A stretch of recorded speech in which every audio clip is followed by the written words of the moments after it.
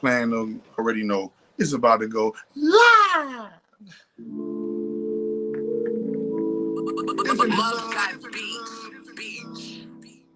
Rock Legion. Let's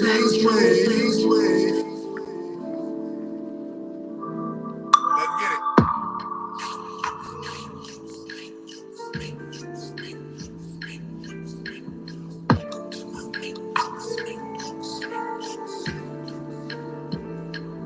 Welcome to my matrix. Welcome to my matrix. I can see we living in a matrix. Living in a matrix. Living in a matrix.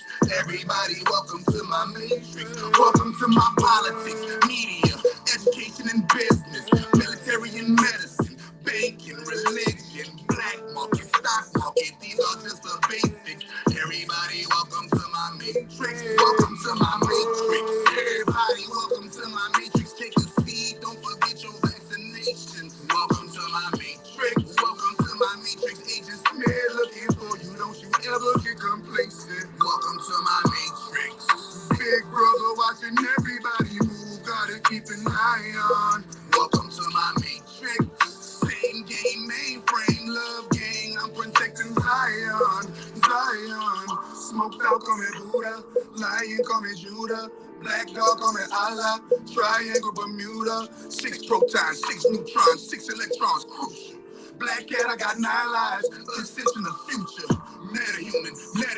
Superpowers, I'm a metahuman. Perfection, I strive every day. You can call me a better human. Star, crystal, indigo, baby. I come. Man, y'all better go to fucking chakradoctor.org and cop these fucking incense and fumigate your house and bless your house. Y'all already know what it is. Emerald gold in the building. Set you free from your enslavement. Welcome to my matrix. Welcome to my matrix. I can see we living in a matrix. Living in a matrix. Living in a matrix. Everybody, welcome to my matrix. Welcome to my politics, media, education and business, military and medicine, banking, religion, black market, stock market. These are just the basics. Everybody, welcome to my matrix. This is the matrix. My politicians corrupted, my media telling lies, my education disguised. This is the matrix. My business is corporation, my military, industrial, terrorizing your nation. This is the matrix. My medicine, it don't heal you. All of my banks are inflated. All my religions, they kill you. This is the matrix. Stock market, in fact, if you need an organ from blacks, we got a market for that. Look, my style is organic, my nature demands it. I'm saving the planet, I'm taking advantage. From killing myself with these poisonous habits. Now I'm helping myself and you taking it badly. Labeled as a renegade, even though I'm free, I know you still want me to be your slave. Sour like a lemon head, life hand me a lemon. I'm Beyonce with that lemonade. Yeah. Life hand me a lemon, I'm Beyonce with that lemonade. Yeah. Welcome to the Matrix. Welcome to the Matrix. Welcome to the Matrix. You know what I mean? Yeah. What's good? My heaven. Yeah, I made it. Yes, you did. Man, it was bad. It's been going down, man. Emerald Gold, the first free birth miracle food baby. The first free birth miracle food baby. Independent sovereign of the Matrix. Huh? The real matriarch dominating the Matrix. What y'all got to say about it? I got a real special guest today going on, y'all. I got a multi-millionaire coming in on the day, y'all. Y'all might want to check in. Y'all might want to like, share, subscribe, add, do everything you need to do. Thank you, Felicia Washington. We got us multi-millionaire that I'm proud to call my friend, that I'm proud to call my buddy, that I'm proud to call my pal, that I'm proud to call my CFO, that I'm proud to call my motherfucking business partner, that I'm proud to call my motherfucking nigga. Yeah, my motherfucking nigga. Way from Mumbai, nigga. Yeah. This movement don't stop. Way from fucking Mumbai. Way from Mumbai, India, you heard me? And this man is the guy. when I met this guy, life changed. When I met this guy, life changed for him. When I met this guy, life changed for me. And when this guy met me, life changed for him. Connections in real life. This is my partner.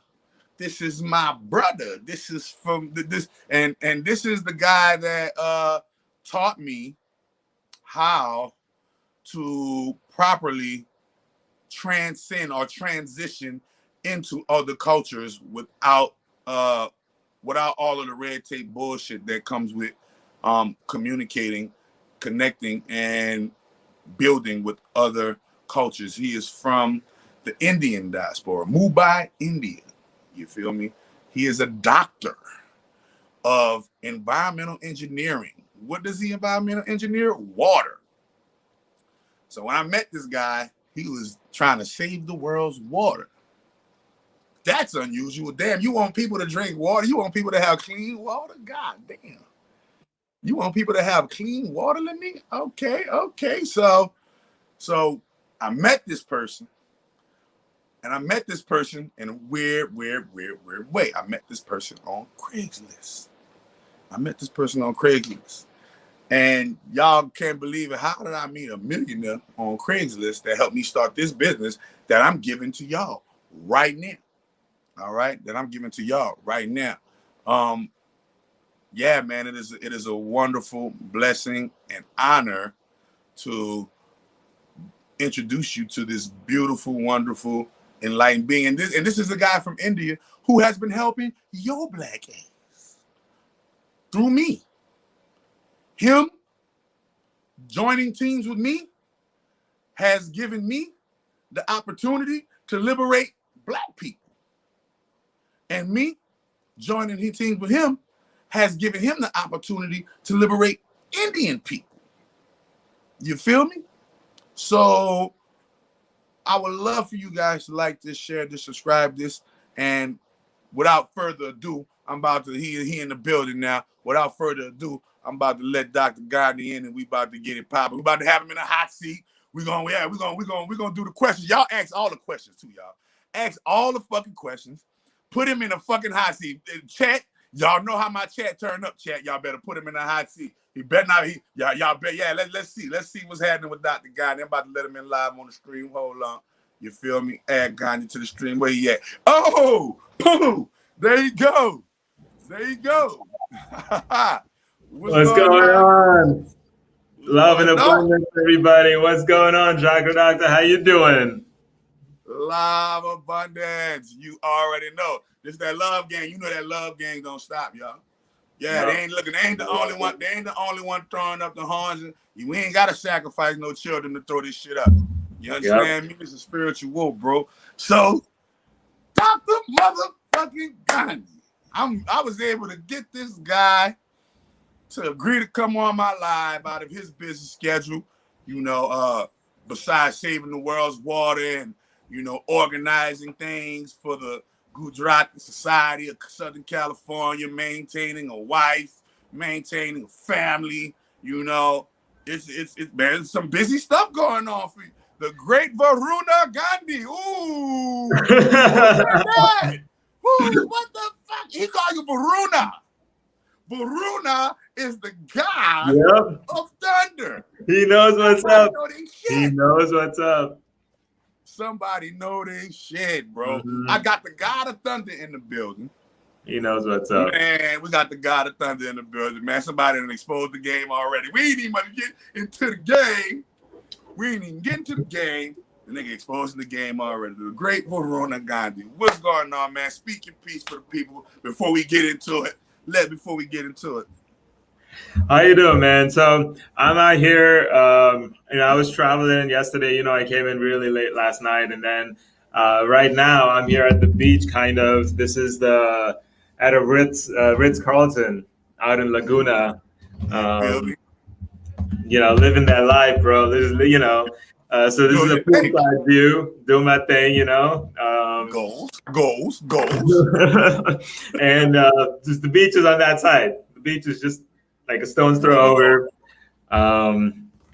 Pacific Ocean right there. So yeah, man, it's been enjoying, bro. I've been here, and congratulations, bro?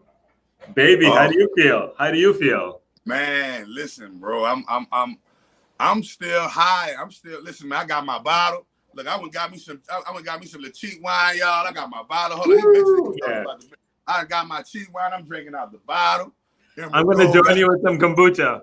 Yeah, Emerald Gold got me. Man, Emerald Gold got me drinking out the bottle. Hey, y'all, I knew y'all probably heard of it. What is this? Man, I'm name dropping these people and everything. Stella Rosa Black. This shit tastes good as a motherfucker. Cheers, brothers. Cheers to Emerald Gold, the beautiful soul that touched down at 1:03 a.m. August 17th.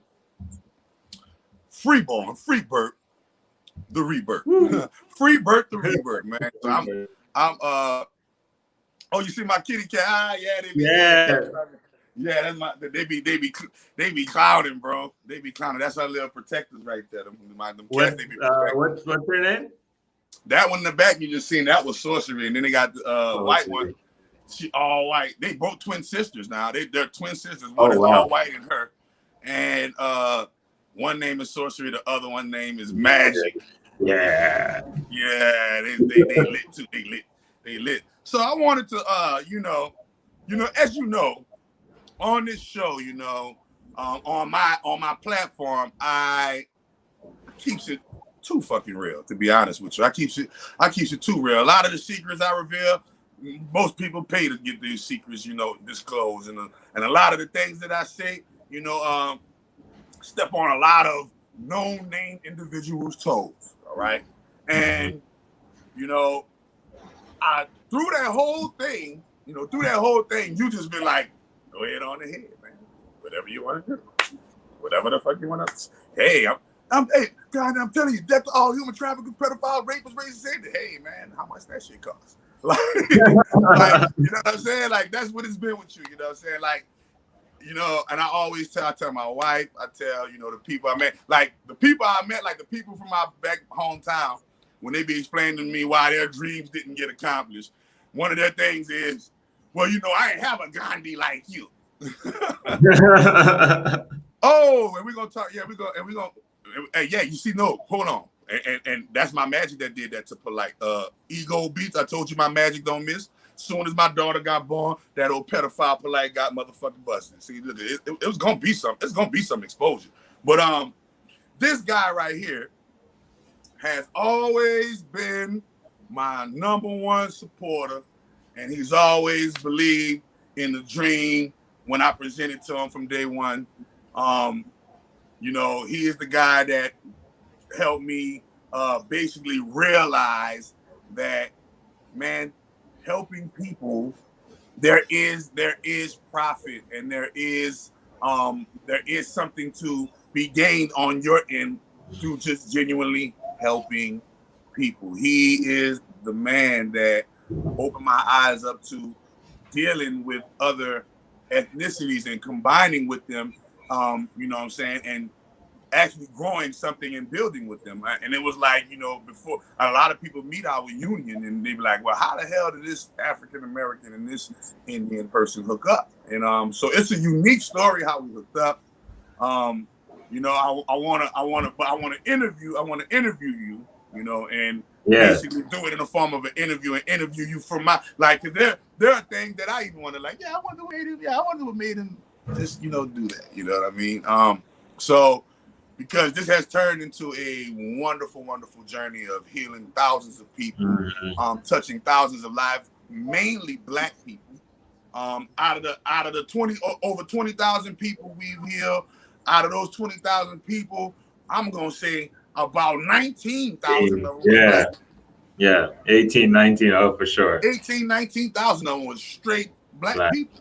Yeah. And so if you don't know, and that's the thing that makes me, that's the thing that makes me love you. That's the thing that makes me, go above and beyond the call of duty for you, because like nobody knew, like all of the Black people I was doing, nobody knew that there was an Indian man from Mumbai, India, that was helping and supporting your Black health, your come up, your health is your wealth. And so I always just like to You know, that's a unicorn coming from the Indian diaspora. You're a unicorn that comes from the Indian diaspora. So I'm about to interview you and just, you know, pick your brain and let the people know, you know, who you are, the guy that, you know, came in from nowhere and just, you know, just came in and invested in Chakra Doctor, the ultimate throwaway from society, the one that said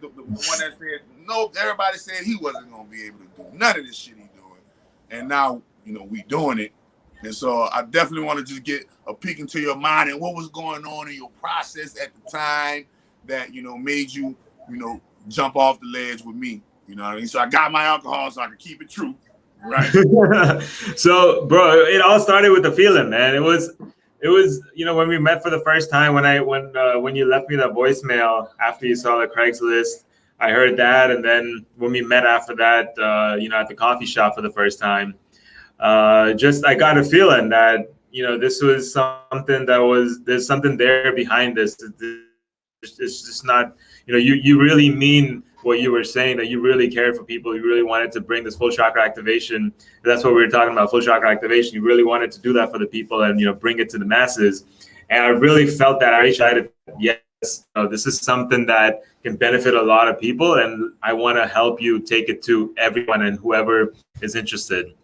It all started with that little feeling, and, you know, from the very beginning, like, I've always gone with that feeling.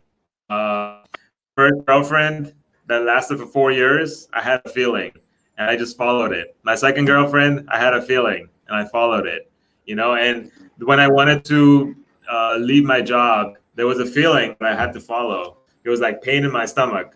I had to follow it. And only once I followed it, I left my job. That's when I realized that that pain was because of that job. And that pain just stopped immediately. So it's always going after that feeling, and just, you know, and that's been one of the lessons that I've learned from you as well is, you know, you always go with that, you know, the intuition, whatever you get, let's go with it. Right. Right. The business, like, you know, you always say, keep faith and go follow the intuition. So I love that about you. Yes, man. Thank you, bro. And that's crazy because, that's what my whole life is based on a feeling. Like, you know, when I see, because it was very unusual how I ran into you on Craigslist, first and foremost. Let me say that. Keep in mind, people. So keep in mind, backstory. I'm in New Orleans, Louisiana, 2016. I'm in New Orleans, Louisiana. I'm doing my FCA yoga, chakra activation in New Orleans, Louisiana. But New Orleans is kind of a small pool of people. The New Orleans parish itself has 400,000 people, and then the surrounding areas put together makes it about 1 million, 1.2 million overall metropolitan population. That's kind of a small number if you're trying to do something real big of notoriety. So I was challenged by the universe to leave everything behind in New Orleans and bring what I can bring with me to California, because number one, they had a bigger pool of people. Number two, the chakras is something normal in California. And so I went to California, and when I went to California, a friend of mine let me sleep out of their car. And that's how I started. I was sleeping out of my friend's car, and I was just trying to find different ways to get FCA yoga to the people while sleeping out of my friend's car, right? And so when I come on Craigslist and I seen you on Craigslist, it was very unusual because you were at the top of the post, but your post was 2 weeks ago. Yeah. So I'm like, how can he be at the top of the post? If anybody know how Craigslist works, that, you know, it literally goes, the post that was posted before goes down when the next post is posted. So a post from 2 weeks can't be up there because all of the traffic would have, the different posts would have pushed it down. So to see you 2 weeks ago, but under you, they got people that did yesterday, a couple of hours ago. And I'm like, how the hell he get on top 2 weeks ago, get on top of all of the people that just posted a couple minutes and a couple hours ago? So that gave me a feeling. So when you said a feeling, they were like, that was the feeling that made me call you. And then the added Craigslist, soulpreneur. I never heard that word until I seen that on your Craigslist, like soulpreneur. I'm like, damn, a soulpreneur. I'm like, damn, that's what I am. I'm a soulpreneur. And when I asked you, like, what's a soulpreneur, and you were like, one who can, make a living, healing and improving the soul. So I'm like, oh, okay, that's what I do then. I heal and improve the soul, and I'm able to make a living off it. Okay, soulpreneur. So you're the first person I ever heard say soulpreneur. Or have it, and I didn't even know what it was. I was like, well, let me see what a soulpreneur is. The thing about that Craigslist ad, right? I hadn't posted in 2 weeks. Like that post was from 2 weeks ago, and since then I hadn't posted. So that was like your last post. Yeah. Your last post ever on Craigslist. I got that one. Give me that one. You feel me? And so when I met him, it was like, what the mother? So keep in mind, I call and I do my spiel. Yo, bro, I can activate your chakras. Man, listen, I do an activation over the phone, but the first time he got it wrong because he kept his arms in a certain position, and so he couldn't get the full benefits of it because his arms were suspended in the air, and he was focused on keeping his arms in the air, and it wasn't about his arms in the air. So I was like, hey, I'm gonna do it for you again. This time we're gonna do it in person so I can watch you do it, and you're gonna do it perfectly. And so we met on the beach, and when we met on the beach, that's when the games begin there. So when we met on the beach, people, so now we get into the crazy shit. I meet this dude on the beach. Yep. On the beach, there's this fucking white girl. The white girl on the beach. She has a fucking cut. Her shirt is cut to where it only covers her boobs, and the rest of her stomach is showing. And inside of her fucking stomach, there's a fucking word carved in her stomach. Now, keep in mind, she was at the pier where, the fucking lifeguard people be at, right? Because I'm going to activate him on the beach where the water almost meets the sand. And so I'm going to lie him down on the beach where the water meets the sand. Keep in mind, the pier is pier 25, right? The 25th is always an important day in these type of times. And so I go there. We go on the beach, and at the pier, there's this fucking Caucasian girl, and she's there with a halter top, and in her stomach is carved, like it's literally carved, like somebody took a knife, carved it, and it healed up, like those type of tattoos. And in her stomach is carved the word wrath. In her stomach is carved the word wrath, W-R-A-T-H, like thug life, but carved in knife in her stomach. And she's now at the time, I'm already knowing, oh shit, this is one of the demons right here. This is one of the demons right here. And boom, God, what the fuck, right? And I'm like, come on, bro, let's activate. That's a demon trying to stop me from activating. We about to change the world. You feel me? And she said, and look what she said. And that year, now remember, that was 2017. And remember, Miley Cyrus was the one that did the MTV Music Awards. Miley Cyrus did some awards, and she said, yeah, Miley Cyrus sold her eye this year to be a presenter of these awards. And I was like, oh, okay, yeah, you real. Keep in mind, this is Los Angeles. This is highly weird. This is where the demons, the angels, the dragons, this is where all the shit you see on your Supernatural, Lucifer, this is where all the shit is at. But she's in, and so she's trying to distract us from activating, man. So I activated Dr. Gandhi, and after I activated his chakras, boom, it was a wrap. Like, that was a wrap. Me and them began to build. And so, man, so what was going through your head when you seen what I like to call a fucking demon, right? When you seen the demon carved with wrath, the demon of wrath, carved into her stomach, what was going through your head? I was like, thinking, first of all, she came out of nowhere. Like, she was way far away. She started saying all these things, and she came closer and closer. And all of a sudden, she's right next to us. And I thought, where did she come from? Why is she here? Why is she disturbing us? Like, we're in the middle of something already. Why is she coming in the middle of it, right? And then then when you say, is this a distraction? Pay attention here. This is a distraction. Then I realized, like, oh shit, I should pay attention. But I kept getting distracted. Because she kept talking. She kept saying it, and her like negative energy is like some, like you could feel the demon in her, right? Right. And damn, so yeah, that was the first time like I actually paid attention to a demon that's in my vicinity, you know. And the crazy thing about it was, I wasn't like, I was just trying to activate his chakras. I wasn't even on the. I didn't even make it to the part of magic and sorcery yet with him. I didn't make it to that part yet. I was like one-on-one. I didn't even mention magic and sorcery to nobody because I didn't want to run anybody off. Like, yo, this nigga practices magic and sorcery. He might be evil or this and that and the third. So I just kept it simple. Like, yo, I can activate chakras and we can put together some shows and we can make some money off this shit and we can just start like that. And so when I seen it, I automatically knew that was a sign that I am supposed to be doing this with him. In my world, I had a feeling. I said, uh-oh, look what they're trying to stop. They're trying to stop me, aka they're trying to stop. Now, remember, y'all, my name is Rance, R-A-N-C-E, right? Now, remember, Dr. Gandhi is from India. Hindi is one of the languages that's spoken in India. My name in Hindi means rain, right? And his name means thunder and fucking lightning. So literally, the thunder and the lightning hooking up with the rain at the fucking beach. At the fucking beach.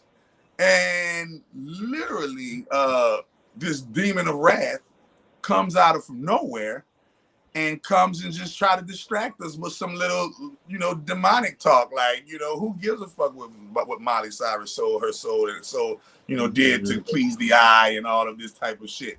You know what I'm saying? So that was a sign that I need to work with this guy. And keep in mind, I work with this man, and when I work with this man, we put together FC and yoga shows and activating people's chakras. So the first people who were coming to these shows were Indian people. Yeah. So now, as you know, I always tell them, now, as you know, black people know this too. And, they got a lot of Indians who are notorious racists. Right?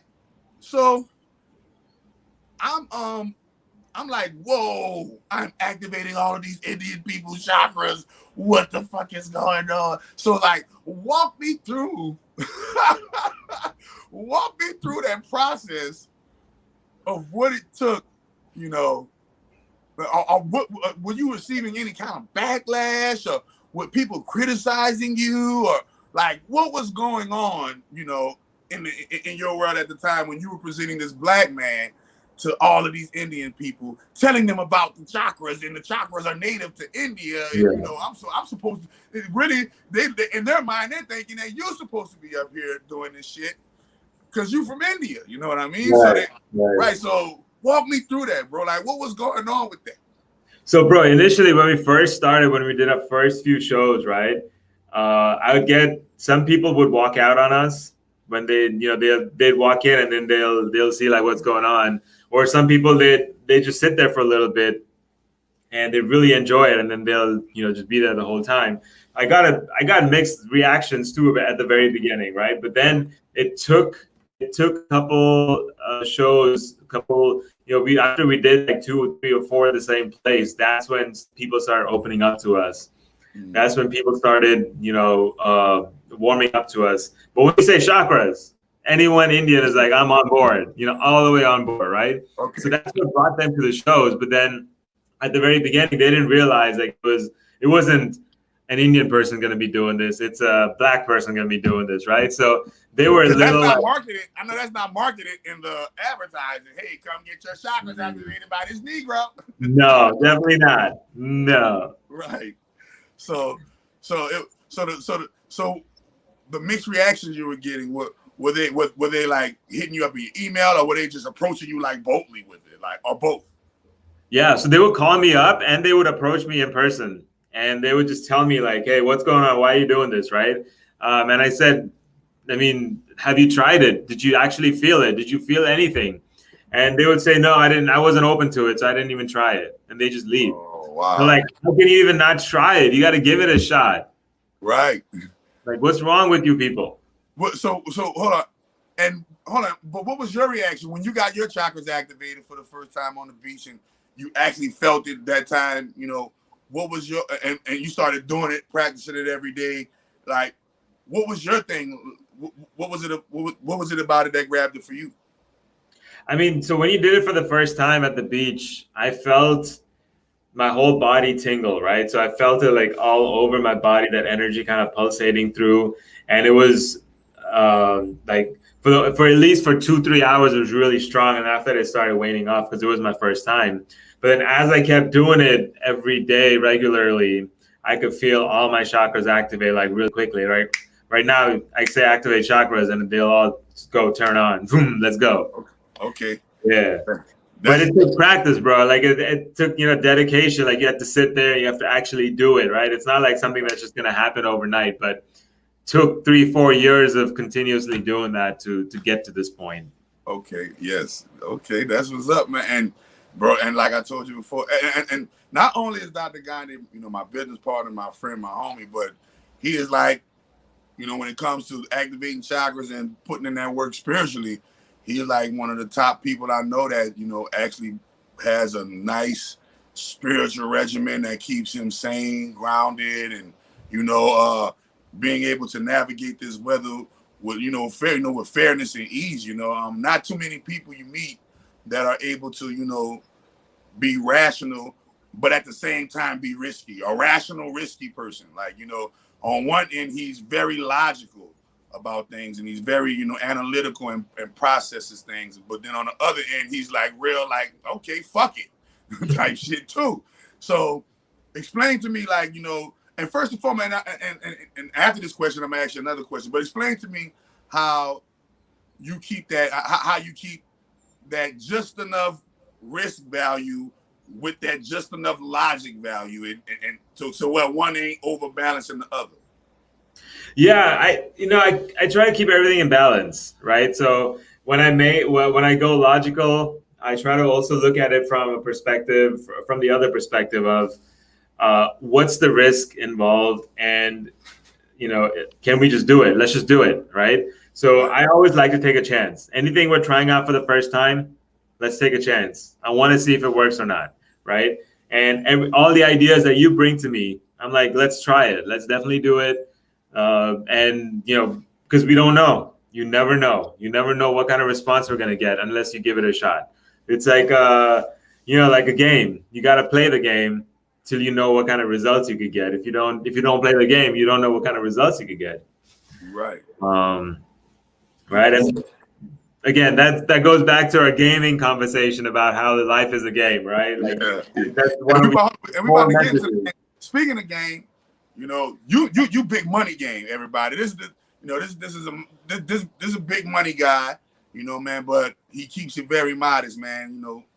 Worth millions of dollars, but you might see him pushing up in a Honda, bro. When you might see him with a normal shirt, normal pants, normal everything, but behind all of that normality is a fucking well safe. So I wanna just briefly, you ain't gotta get into detail or anything, but tell the people, what was it? What was your way into, abundance and wealth and riches and things of that nature? Yeah, bro, it was real estate and investments, man. It was, back in the day, like this is early 2000s, mid 2000, 2007, 2008, 2000, 2010, all the way up to like 2015. There's a lot of boom in the property values. There was a big boom in real estate, and I kind of just utilized that momentum, and I invested a lot. I had the right properties, and when I sold it, all the values just shot up really, really high, and that's what got me there, bro. That's that lick right there, y'all. I mean, man, everybody hear about it, but to actually, meet a person that actually done it, and it all goes back to that feeling, bro. It all goes back to like, what feels right, because you never know what. So your life has always just been about, if it feels right, then I'm gonna see what it's about, basically. Yeah, for sure. Okay. Shit. So in the end, when it's all said and done, it's like basically, you analyze, you take an interest in something, right? I'm just trying to walk myself through your process. So I have this uncanny ability, right, to take people's good characteristic traits and adopt them for my own. Right. basically what you see in me is the compilation of all of the positive people I ever met in life. Right, and the parts of their systems that I was able to apply to my life and make them work for me. Right. So I always be asking these questions just so I can get, just so I can juxtapose myself into your shoes and be like, oh, okay, I can see myself doing that if I were, right. And so, what is the process of, what is the process? It just drops in your lap and you like it feels good, or you take an interest in something and it's like, I'm out the interest in that, then you research and that research feels good, or like, is there a method to the madness, or just I'm just straight riding off of, boom, it hit me, feeling, go with it, bop. Like, which one? Literally the last one. Literally the last one. Hey, hold on, what's your zodiac sign? Sagittarius. Okay, so listen. So wait a minute, y'all. Sagittarius. So Sagittarius sun and Gemini rising, Gemini moon and ascendant. So hold on, and for anybody who don't know, Sagittarius and Gemini are partners in the zodiac wheel, and so now that even gives me a bigger focus, because you got the fire as your sun sign, but then you have the air as your guidance and your compass. So it's like, oh, that's where they hit the fire feeding the air, feeding the fire type of deal. Like he really, like with me, I'm fire, water. So it's like, oh shit, I need to get my air from somewhere else. And my earth and my air is like the ones that, but the fire and the water is all present in my thing, right? So I had to go through like some other means, but with you naturally got the fire feeding the air, feeding the fire, feeding the air. That's a good balance. Yeah. Yeah, it's very, very, very good balance. Especially when you got, and then remember, everybody, Sagittarius and Gemini are mutable signs, which means they're mutable signs are the chameleons of the zodiac. They're the ones who are able to pop, pop, pop, pop, pop, pop, pop, and be in many places at one time, doing many things at one time, and making them seem effortlessly. That's why they're the mutables, right? So, but at the same time, they go through the test of being all over the place. So, walk us through your process of what it takes to, how do you as a mutable sign not be all over the place first? How do you not be all over the place? Bro, that took a lot of training, because wait a minute, people. The first sentence that came out his motherfucking mouth was, that took a lot of training. I'm shutting up. Go ahead. That took a lot of training. Why? Because I am the fire in me wants to be all over the air in me is all over the place, and the fire in me wants to push it through, right? So I'm always all over the place, pushing it through, always going 100%, but I go in every direction. I don't stick to a direction. And to become a millionaire, to become that big value person, you got to stick to a particular direction, right? So I was diffusing my energy in all directions. Okay. And I had to realize that I was doing this for me, right? I had to realize that I can't be doing this anymore. I got to focus myself in these particular avenues. And when I started focusing, when we started focusing, Miracle Food, Love Abundance Store, right? Now it all started clicking and all started coming together. It's all started like taking off in the next direction and to the next level, right? So it always that focus, I realized. So now I'm always interested in opportunities, but I have to limit myself, right? I have to make sure that I am focused in these directions, and then within these directions, whatever opportunity comes up, let's see where it goes. But I got to focus in these. So you basically you keep a feel, you keep a range of direction that you focus on, and then you focus on that range, not so much as focusing on one thing, but I'm gonna take these 5 things, put them in the bucket, and I'm gonna focus on these 5 things right here. Yeah. And only these 5 things right here, and whatever come about these 5 things right here, that's still a part of these 5 things right here. It's not even no extra shit. Right. It comes from these 5 things right here. Exactly. Yeah. I had to learn how to do that. I always was I always was a great starter and a horrible finisher. Like I always could come up with a great idea and start a great idea, but having the discipline to fix the idea and plan it and root it and nurture it and watch it grow and then conclude the idea with a fruit presentation to put into the store. Those were the parts where I, as a cardinal sign, was struggling at when I didn't know what I was doing. But yeah, the fact that you said it took a whole lot of training is the one thing that let me know, yeah, you did it. Why? Because you said I don't care what, all that good stuff. Yo, you gotta love it. You gotta trust the process. You gotta blah, blah, blah. If you ain't saying that one thing, train, then you missing out on the mark, because I don't care what you do in life. If you train yourself to do it, you will be proficient at it, whether it's good or bad. You know what I mean? So that brings me to, the rest of the story. So what did you think when the magic and the sorcery got involved? When I said, yo, guys, come, let's hold up. So I'm like, yo, bro, I got some shit to show. I got some shit I want to show you. Boy. This the shit that I've been like. This the shit that I've been fucking with. This the shit that got me to California. This the shit that attracted you to me, and this is the shit that I am right here. Yeah, look who showed up. Magic showed up. Magic, and then she got sorcery, right? Look, she got magic, then you got sorcery, not right there, pop me right there. That's crazy.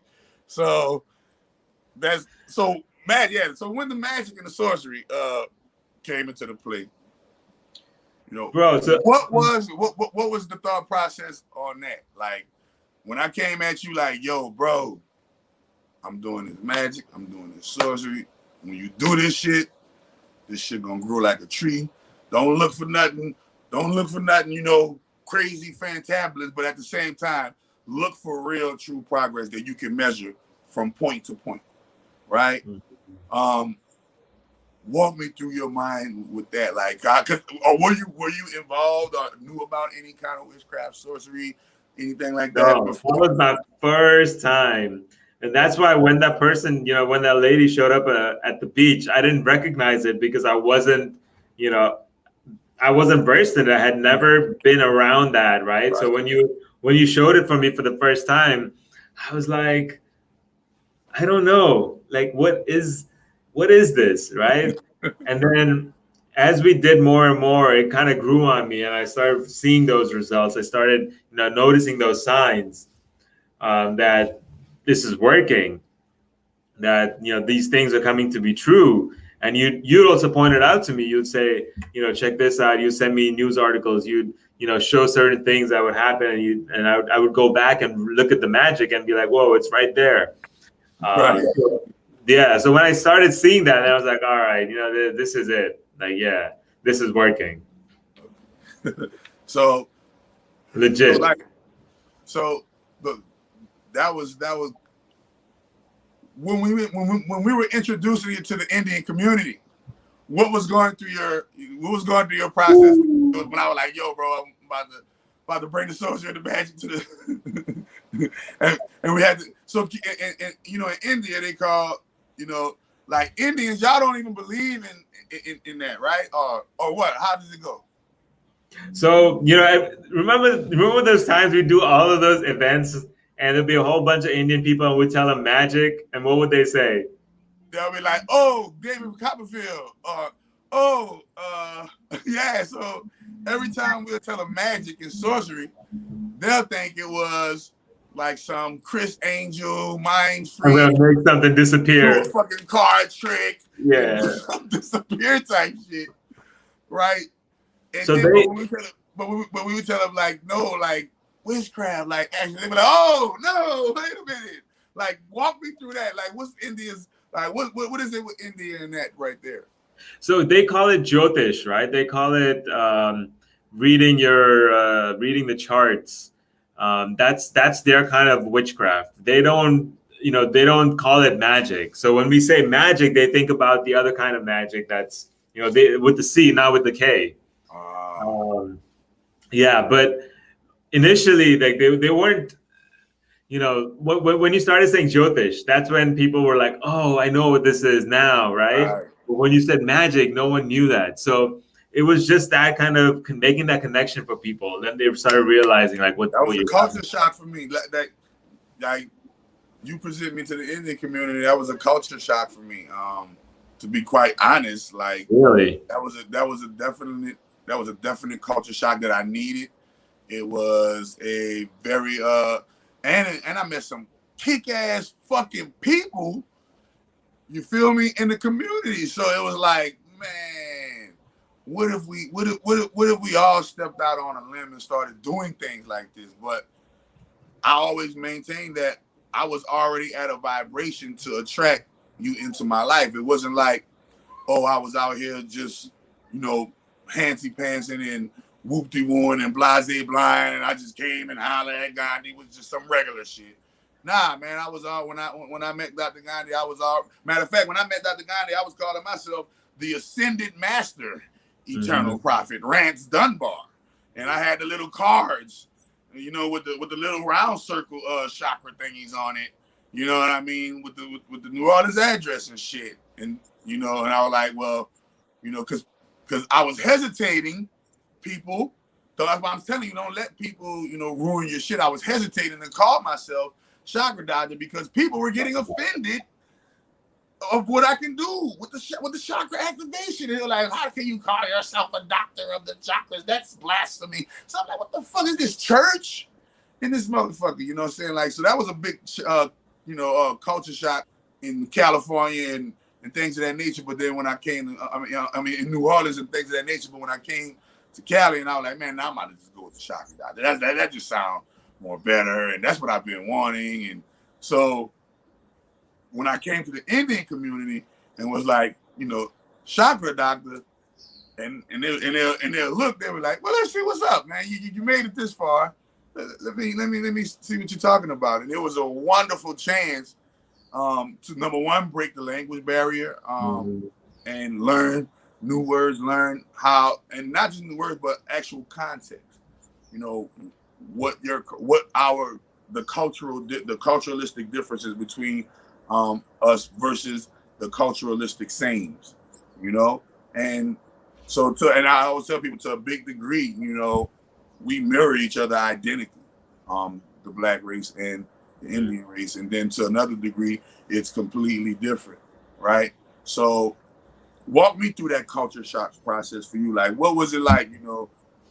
So what, and this other question, what was the response to you actually doing business with a black man? Like actually going in business, putting your name on a dotted line and, you know, working with, you know, a black man. What was the response from your colleagues and your friends and all of the people, you know, who probably would have thought like, that's probably not a good idea, Johnny. You need to go make you another decision, Johnny. The nigga tripping. You know what I'm saying? Yeah, there was quite a bit of that, bro. Because I mean, the way the Indian community, a lot of the people in the Indian community view the black community is, you know, they look down upon them, right? So now anytime I tell someone that you know, my business partner is black, they were like, they always give me that weird look. You know, like, why would you do that kind of thing, right? Right. But they didn't realize that we're coming from a higher place. They didn't realize that, you know, we're doing this for the people, to benefit a whole bunch of people.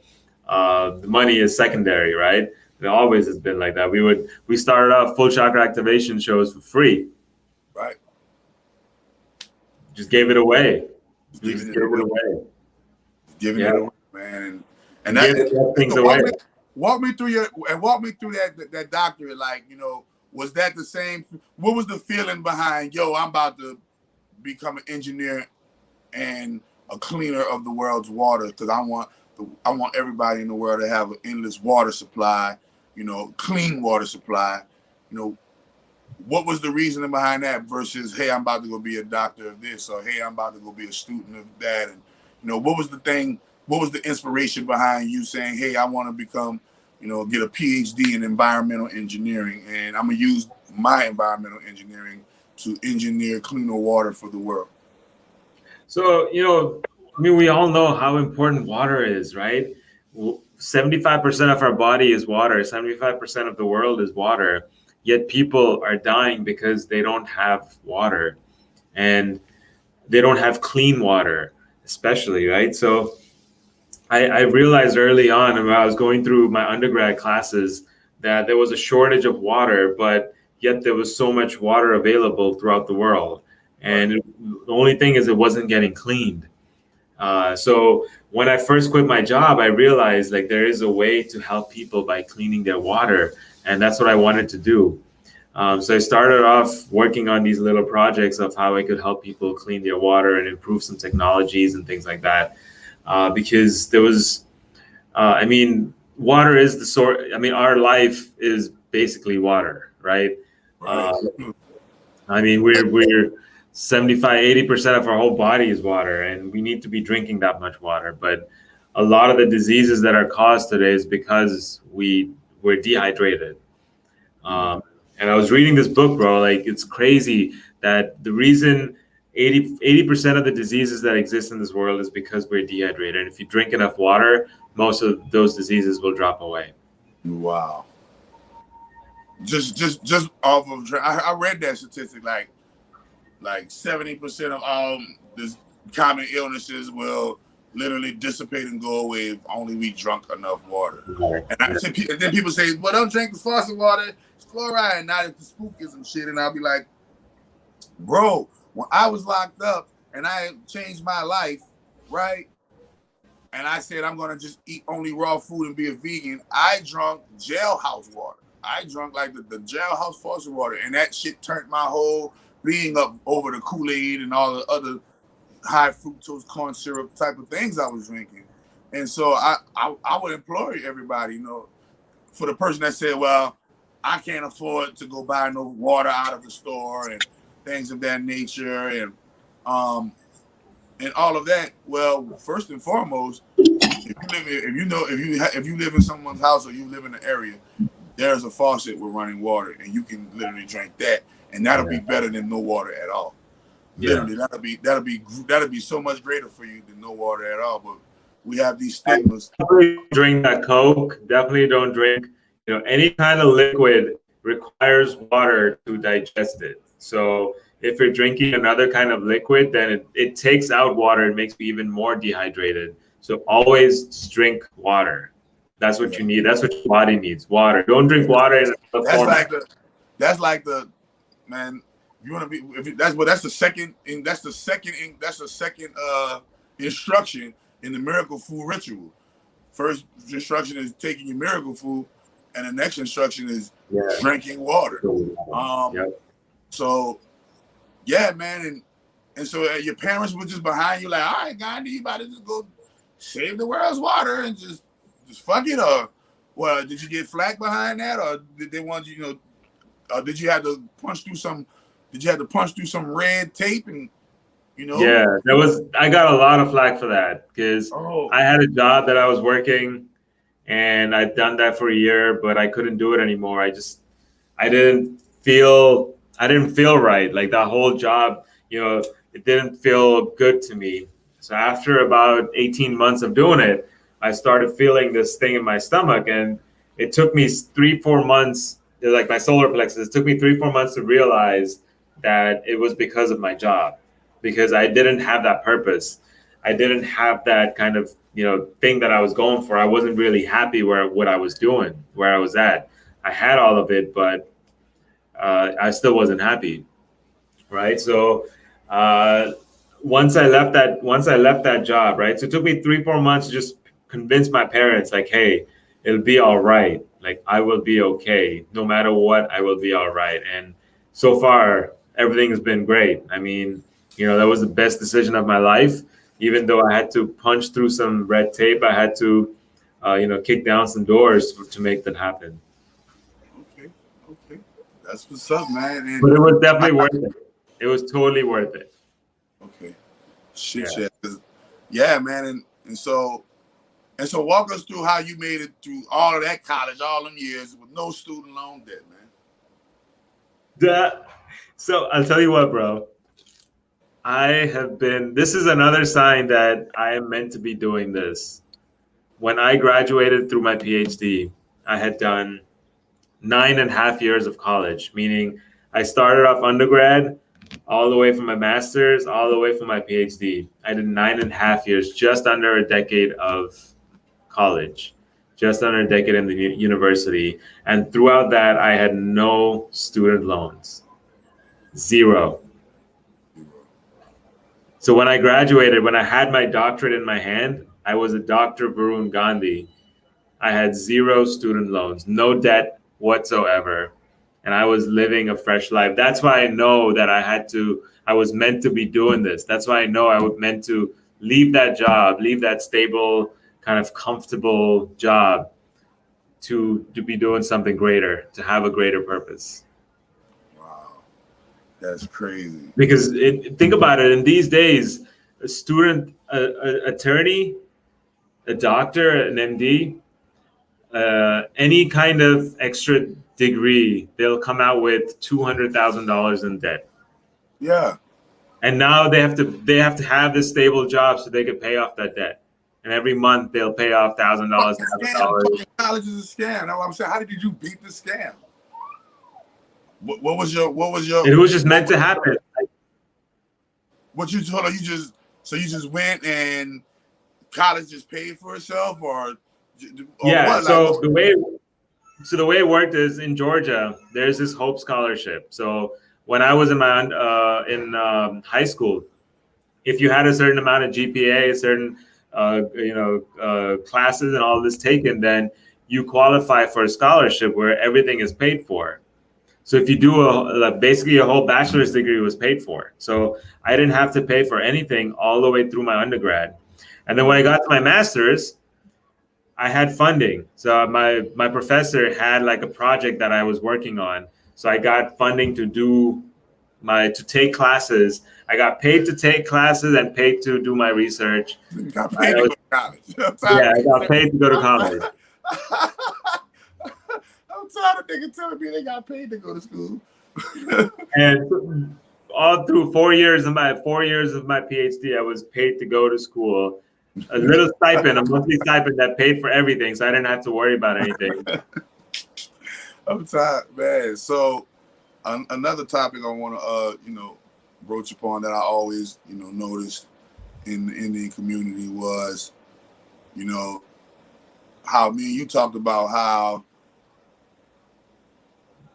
the Indian family unit and structure is more important than the Indian individual happiness. Yeah. How they to make sure that their race and their family and that that great country is straight. They make sure that their marriage rates are very high and their divorce rates are very, very low. And if you look, because of it, that is one of the main keys to Indian success. Walk us through that culture of growing up under the pressure of, damn, I gotta get married. You know what I mean? It's a staple. Getting married is even to get married anywhere is a great thing, right? Yeah. But in Indian culture, it's mandatory, or you fall into a level of zone of like you a flunky, like you ain't nobody, you ain't even fucking married. Get the fuck out of here, right? Get out of here, you ain't even fucking married, nigga. Like walk me through that, man. Walk us through like that culturistic thing of because on one hand it's very, very, very, very a very good thing. But on the other hand, it's like, damn, that's real sad at the same time. I mean? So yeah, there's always that added pressure from anywhere you go. Like for example, you go to a wedding and you'll see people familiar, like an auntie or an uncle, and they'll always ask you if you're single or not. Always ask you, when are you planning on getting married? There's always that added pressure. You go to, especially from the elder generation, your friends, your cousins, they're chill, they're cool. You know, you do what you got to do whenever you got to do it at the right time. It'll all happen. But from the elder generation, you always get that. And thing is, for me, it just happened, man. Like I can't question right. It was at the right timing. The day we met, it took us about 16 months, and we were married after that. So it was a very. So answer me this. So people out there that's watching, you know, like give them a quick brief of paint a picture for the people of Indian, you know, pressure to marry thing. Like, give us a quick little insight of what that's all about. So the pressure, you know, it's usually when you turn around. So for women it's different, for men it's different. For men it's like 28. When you start turning 28 to 30, now it's pushing up a little bit higher, but usually like it used to start off younger. When you were like 24, 25, you'll start getting asked the question, but it's like moving up slowly towards 30. So when you start turning a certain age, they'll start poking you, answering you questions. They'll sign you up for these different services, testimonial services. That's like, so hold on. So what you think that's about? Like, so what do you think that's about, bro? Like, they everybody's just under this pressure to get married, but you know, a lot of these marriages are marriages that they really don't really want. Yeah. You know, now you see a lot of people getting divorced in our community, our age, 30, 38, 40-year-olds. Between, you know, this generation, you'll see a lot of marriages that are separating, that are breaking apart because the husband and wife just can't get along. They'll have kids, they'll go through the whole thing, and then after that, they'll get separated. And now the kids are suffering. Right. So, and so people are starting to realize that, but that it's more and more important to be very conscious of who you marry, as opposed to just out of the pressure, you're just finding someone just because, you know, someone told you to find someone. Right. That's you know, so yeah, on the one end, it's great economically, and it's great overall, you know, for the people of India that, you know, everybody's getting married, but that brings the thing is, like, you look at any successful person, right? They had a focus in their love life. Like, there was always that one woman that was behind them throughout their whole way to the whole journey through the success, right? So it's, you know, that marriages are important in terms of just focusing, like having, instead of running from woman to woman, you're putting a lot of energy over there as opposed to, you know, doing something meaningful and purposeful with your life, right? So having that kind of focus in one woman and just focusing there, and then putting more of your energy towards, hey, let's give back to the community, let's help out people, you know, let's team up with Chakra Doctor and let's go change the world, save the world, right? Right. And we about to get into that. Because we got to get to that conspiracy theory shit in a minute, but walk us through, you know, you're from a place in India called the state of Gujarat. Am I correct? Yeah, Gujarat. Gujarat. That is correct. Yep. All right. And so y'all looked that up. And when I was reading, because I'm a Wikipedia, Google type of guy, and I'm like, let me Google this shit. And I went looking. It's like it said something about the state of Gujarat only makes up like 0.0013 of India's entire population, but they're like one of the most powerful states. Like, you know, what's going on over there in Gujarat, bro? Let the people know how, you know, what's going on in Gujarat, man. Bro, so the people of Gujarat, they're very good business people. All right, they're really good at taking an idea through, like, entrepreneurship. They're really good at it, and because of that, they were able to become really wealthy. And through the wealth, they were able to have the power. Right, wherever the wealth is, there's the power. So a lot of the power is in that in the state, and the current prime minister is also from that state. And so now there's even more power in that state. Right. That's crazy. That's crazy how, so the small faction, can be that powerful. All they got to put up, and these are the ones, what are the Gujarati beliefs that they don't know violence, no harming, people or animals or anything like that.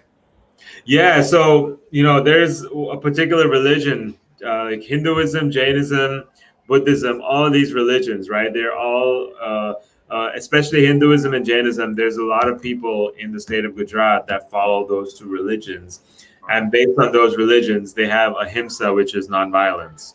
So no form of killing, no form of negative speech, negative thought, no form of harming anyone, harmlessness, right? So all of these are kind of tenets of these religions, and because the people of Gujarat follow these two religions, a lot of them follow those principles, bro. And because I feel like because of that no harming principles, they've been able to be very successful in whatever they choose to do. They become very successful because they're very focused and creative. Sure, man. When I was looking it up, I was like, wow. So they such a small place, making nice big moves. Big impact. Yeah, making nice big moves, nice big impact, and it just it just so happened that I meet these people, and it still is a wonderful union. It's wonderful. It was wonderful. I had a wonderful, super wonderful time. You know what I mean? Like just experiencing that whole thing, man. I can't wait till we come out there. Dwayne McClain TV. Shouts out to Dr. Gandhi. You know what I mean? What's up, Dwayne? What's up, Dwayne? Yeah. So, and we about to get into that shit. The Dwayne McClain, you came in at the right time because we about to get into the shits. Yeah, thank you, bro. I appreciate that. I appreciate that, bro. She in the cut. You know what I'm saying? Baby Chakra Doctor is in the building. So it's about to go down. And we about to get into the shit. Speaking of Dwayne McClain TV. So people was asking me, hey man, Dr. Gandhi, he went to college and stuff, was he in a fraternity? Was he and if so, what fraternity were you in, Dr. Gandhi? I was not in any fraternity, bro. I was riding solo, dolo, just doing my own thing. I was a very big introvert back then, right? And he said, I didn't know why Dr. Gandhi would be looking old as fuck, but you look mad. You look mad. He look mad young. Yeah, he young, bro. All that miracle food too, bro. Yeah, and that miracle food. Hey, when you hear about it, so tell me about that. Do you get that a lot? People, and everybody, y'all. This is me picking. This is me one of the few times I'm able to, pick a millionaire's brain. You know what I'm saying? Whenever you get a chance to pick a millionaire's brain, you fucking pick it, y'all. Y'all better learn. Y'all better take fucking notes. So I hope y'all got any questions y'all want to ask them. Most definitely, man, y'all ask them. But when you did you get that a lot? Do you get that a lot where people see your name and be like, all right, Dr. Gandhi, and in their mind they're thinking they about to meet a side guru, like older type of figure, and then when they meet you, you're young, they're like, oh shit, what's going on? What's going on with that? Do you get that a lot? Yeah, I definitely get that. I definitely get, throughout even growing up, everyone called me by my last name, Gandhi. They wouldn't, call me Varuna. They call me Gandhi because everyone recognizes that name. So for a while, my name just was Gandhi. Everyone just called me that. Okay. And every time people I run into online, and they'd be like, "Oh wow, you look so young." And it's the last 3-4 years. That's when this whole transition has happened. Before that, when I was drinking doing all the negative shit, drinking a lot of alcohol, right? Right. My whole face was like swollen, inflamed. I looked much older. I looked like I was 45, 50s, right? But after I started taking miracle food, after I cleansed my diet, started drinking more water, gave up alcohol completely, that's when like whole thing changed. Mid-30s, yep, 35. Yep. And so he's 35 years old, people. So most definitely, I got this before and after picture where the before I was like my eyes were swollen, my face was swollen, like inflamed. Right. And after I looked so cut up, I looked like this, and it was such a big difference just within 2 years. Man, that's crazy. Man, that's crazy. So short time. What's going on what's going on in conspiracy? Like I remember one time you had told me. I remember one time Gandhi had told me, people, yeah, Prophet, look, I'm gonna be at this convention. I'm gonna be at this place, right? And it's gonna be at this convention, and it's gonna have, and it might have evil people there. But look, I'm not with them. Because I'm. What was that? Hold on, break that down for me. Break that down for the people. All right, so we were at it was like a politician's house. He is very in the city out in East LA. He is very prominent in that city, and he's in the government the local government over there. Very influential person, right? But I know for sure, like you can see on his face, like he's not happy. You can see his face, like there's evil inside of him, like hate, like some negativity inside of him. You can see that, right? But I was at his place. I was in his backyard. They had thrown a party because his son had just gone through the army, right? So you know where they're at. He went through the military and like fighting for the war and all that shit, right? So that I was in those circumstances. I was telling bro, like I'm gonna be around these people. I know that they are already like with the shits and they're negative and all this shit. Right. But I have to be there so I could see what's going on. I have to be there so I could go in and just pay attention, like take notes and like learn, like the ways and things like that. So that's when I said like I'm gonna be wearing my hat. I'm gonna be like that love and abundance going in from that. Just so you know. Okay. So yeah, man. So where's your conspiracy mind go? How far does it go? Because you just realize, man, that's too far fetched, So, all right, I'm gonna go with the conspiracy that I want to talk about. I'm gonna go international. All right. I'm going to talk about international conspiracy. Yes, I'm going to talk about India because I've been doing a lot of research. I've been reading a whole lot, watching. Wait a minute, people. We going 007, people. We going all the way to India with the shit. Me and Dwayne McClain. Dwayne, you still in the building? Dwayne McClain TV. You still in the building? You want to come in, bro? You want to come in? Or are you busy? Let me know. But because that's when it go crazy. When it goes to the conspiracy theory. So yeah, that's the shit we on over here. We on this fucking conspiracy theory shit. Because I don't think it's conspiracy or theory. I think this shit is a reality, and niggas just call it a conspiracy theory. So, all right, yeah. So, boom. What is? Let's see. We're gonna get into like actually versus So you about to go to India with the conspiracy theory, right? Yeah. So is there a fraternal order or fraternity of Indians in India? You believe? So there is, yes, there is a sort of a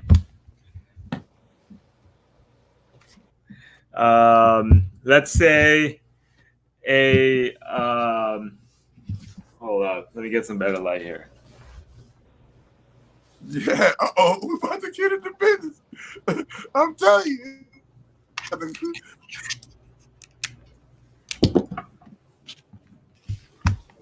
All right, so I actually had taken down some notes for this one. All right. So I'm gonna Pick it up right over here. All right. Y'all heard that? Y'all get y'all notes. We about to go in. Down the rabbit hole, jump down the rabbit hole. So this has been going on for the last. Now you done got blurry, man. What happened? Man, you blurry now. The light low. There's a bad light over here. Hold up. Let me see. Yeah, we about to get it in. So there is a fraternal order of Indians that's on some like secret Illuminati type shit. All right, so this is of a different kind. It's a lot of it's based on religion. So what's been going on is, like most of you know, Hindus comes from the land of India. Hindu, India, right? So the land of India is where Hinduism was kind of the base. And what's been happening is, then this has been going on, playing out for the last 500,000 of years, right? So like 500,000 years, about that kind of time frame. So you're talking about like 500 to 1,000 years? Yeah, 500 to about the last 500 years or so. What's been going on is the land they've been slowly like chipping away at, like everyone knows the civilization is such a strong, just like the African civilization, the Indian civilization is such a strong existence, such a strong presence over the last thousands, like 5,000 years, right? But what's been going on is they've been trying to break it apart. They've been trying to crack it. And they've been doing this for the last 500 years. And break it apart how?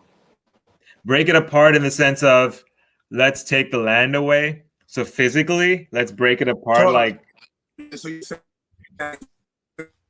you're saying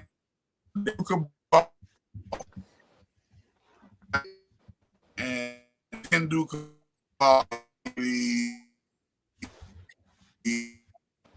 everybody straight. All right, everybody trying to stop this one, man. Wait a minute, we gotta. They trying to stop. Hey, y'all, they don't want this. Wait a minute, we about to give them this work. Mm-hmm. Wait, so you said there's a Hindu cabal, and the Hindu cabal, right? The Hindu is a religion, right? Hinduism is a religion, right? Yeah, Hinduism is like spirituality, is a way of life. Right. Yeah. All right. So there's a Hindu. No. So the cabal there's a Muslim cabal that's been trying to break up in India. Yeah, there's a Muslim cabal that's in India and in the surrounding areas of India. And they're trying to break up they're trying to break up India, and they're trying to break up Hinduism because Hinduism has such a strong history, has such a strong, like, deep-rooted spirituality in Hinduism, yes. Right? Like, if you think about Hinduism, there is no, like, if you want to believe that a stone, like you pick up a random stone and you say, this stone I believe is God, you could take that stone to be your God. You could worship that stone. You could, as long as you believe that stone is God, that is your God. So you could, that basically, that religion is open. Like, you could choose whatever belief you want. It's open. And people couldn't think about it. Like, how can you fathom something like that if you have one God? You can't fathom a religion that has no God. It's just open. You do whatever you want to do, kind of thing, right? So Hinduism has been under attack for the last 500 years. And you've seen this play out. You see this play out because, one, you look back in history, land has been cut out. Like there was a partition in 1947 where Pakistan and Bangladesh were created out of India. But before, India used to be Pakistan, Bangladesh, so Pakistan and Bangladesh is really India. Yeah, it was cut out in 1947. But it belonged to the land of the Hindus of India, but it was chopped out because because there was a high population of Muslims in that area. Yeah, because And even though the chakras and everything are in India, isn't India a heavily Islamic dominated country? it's not dominated Islamic. Like if you look at the statistics, about 70+% is Hindus in India, right? 70+%. But what's been going on is only 20% of those is actually like they really strongly support the religion. 30%. Everybody else is perpetrating. Everybody else is doing it in the name and 30% is like they don't care. They're apathetic towards it because again, this is the brainwash. I'm talking about cabal, like conspiracy kind of stuff here. Because what's been going on is media control through the movies, through your music. You will hear these tones of how this religion is not pure, how this religion is not good. You'll hear the media, the news talking about this religion, like people from this religion in a particular way. So you're painting a picture of how this religion is not a pure, not a good religion to be part of. So a lot of people feel ashamed, and they feel two things. One, they feel ashamed, so they're apathetic. They don't really care. So 30% of the people in this religion don't care about the religion.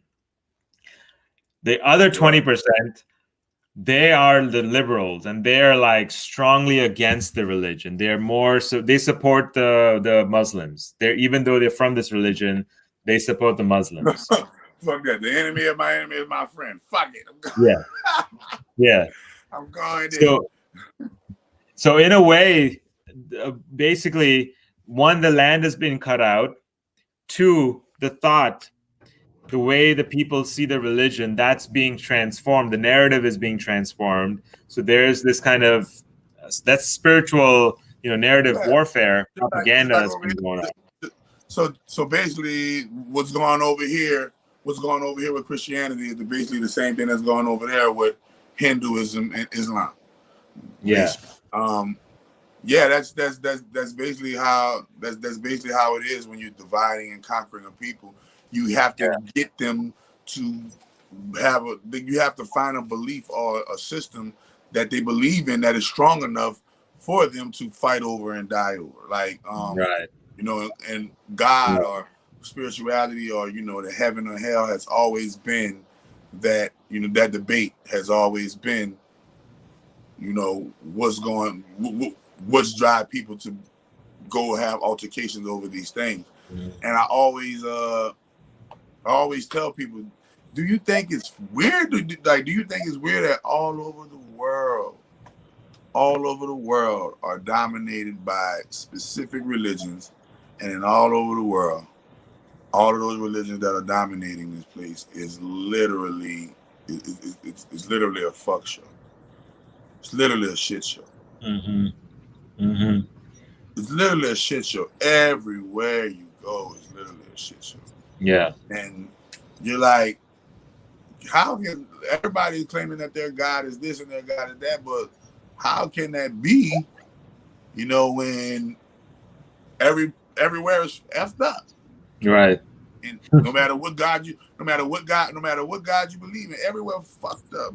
Like, if I go to India and try to believe in Brahma, Krishna, whoever, it's still fucked up over there. If I come over here and try to believe in Jesus, Buddha, Islam, or whatever, it's fucked up over here. Like wherever you go in these particular areas where they have these so-called, religions, these very religions that control these areas, just like the areas are just completely fucked up, which lets me know that religion is a big, big, big, big magical vehicle that is used to manipulate the minds of the people. Our need to believe in a higher power, our need to latch on to something higher, because we know that in these bodies we are in our lower self, right? We in these bodies are physical, we are in our lower self, so therefore let's find a way to keep them attached to these lower selves.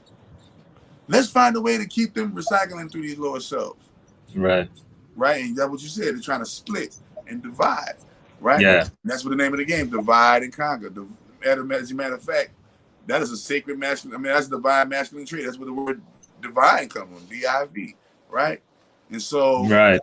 when we analyze all of this, man, I always just look at, damn, if the same thing going on everywhere, then you gotta analyze. You can't analyze what's going on. You gotta analyze what's at the root of what's going on. So what are some American, what are some conspiracy theories that, other conspiracy theories outside of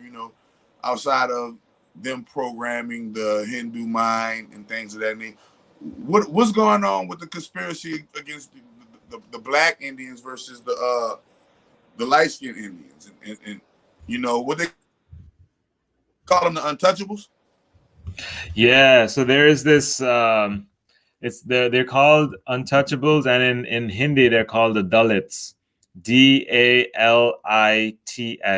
Dalits, and D-A-L-I-T. All right, Dalits. and essentially they're the darker people who supposedly they're kind of segmented off from society.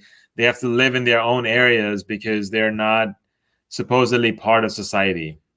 And they've been like shunned away from society a lot. It's only now that people are waking up to this, and they're kind of including them more and more. But that's kind of what the view has been, that these untouchables are not like of us. Right. But they are the true indigenous people who belong to the land. Right. Okay. So what like, is anything being done to like open up the avenues of communication between the darker people, the darker people versus the lighter people, the indigenous people versus the non-indigenous people? Right now there are a lot of programs that are being set up that help the indigenous people there. Although it may not be where they want it to be, but they're still being helped. They're still being cared for, right? There's always a lot more room for improvement, but they're working on it, right? So part of it is also in the mindset. You have to kind of switch the mindset of how people view the untouchables, and start speaking out, start sharing the true stories of how it came about, like who started calling them untouchables, who started the whole right. Like, how did it even come about? Like, right. That's and no. And so the reason why I analyze that, because no matter where you go, no matter what ethnicity of people I talk to, there's this indigenous black presence there that is being ignored or being ostracized or pressed on some type of level, mishandled. And so I just notice patterns. I look at patterns like, wait a minute, this is all over the world. This is not just in isolated places, isolated areas. This is in America. This is in India. This is in China. This is in Australia. This is in fucking Brazil and fucking South America. Like, no matter where you go. So I always look at the bigger picture when it comes to, wait a minute, how many people recognize this and what is being done about it? And then I also look at it spiritually. Wait a minute, what did all of the darker people do to warrant this type of karma? Because something like this can't happen if something like this wasn't done. You feel what I'm saying? I always tell people that we are a collective consciousness, but then there are consciousnesses within these collectives that build their own momentums to do their own wills and do their own thing. And the collective has to bear that repercussion as a whole, because be it as may, you are the collective. Remember, they got a lot of innocent black people that got to fall under the stigma of lazy nigga, because they got a whole lot of lazy niggas, right? And and the non-racist Indians, right? They got non-racist Indians who got to take some flack because of the racist Indians. So all Indians is racist, right? And so we got all of the because our collective whole have done these things, and now it's attributed to all of us as a blanket.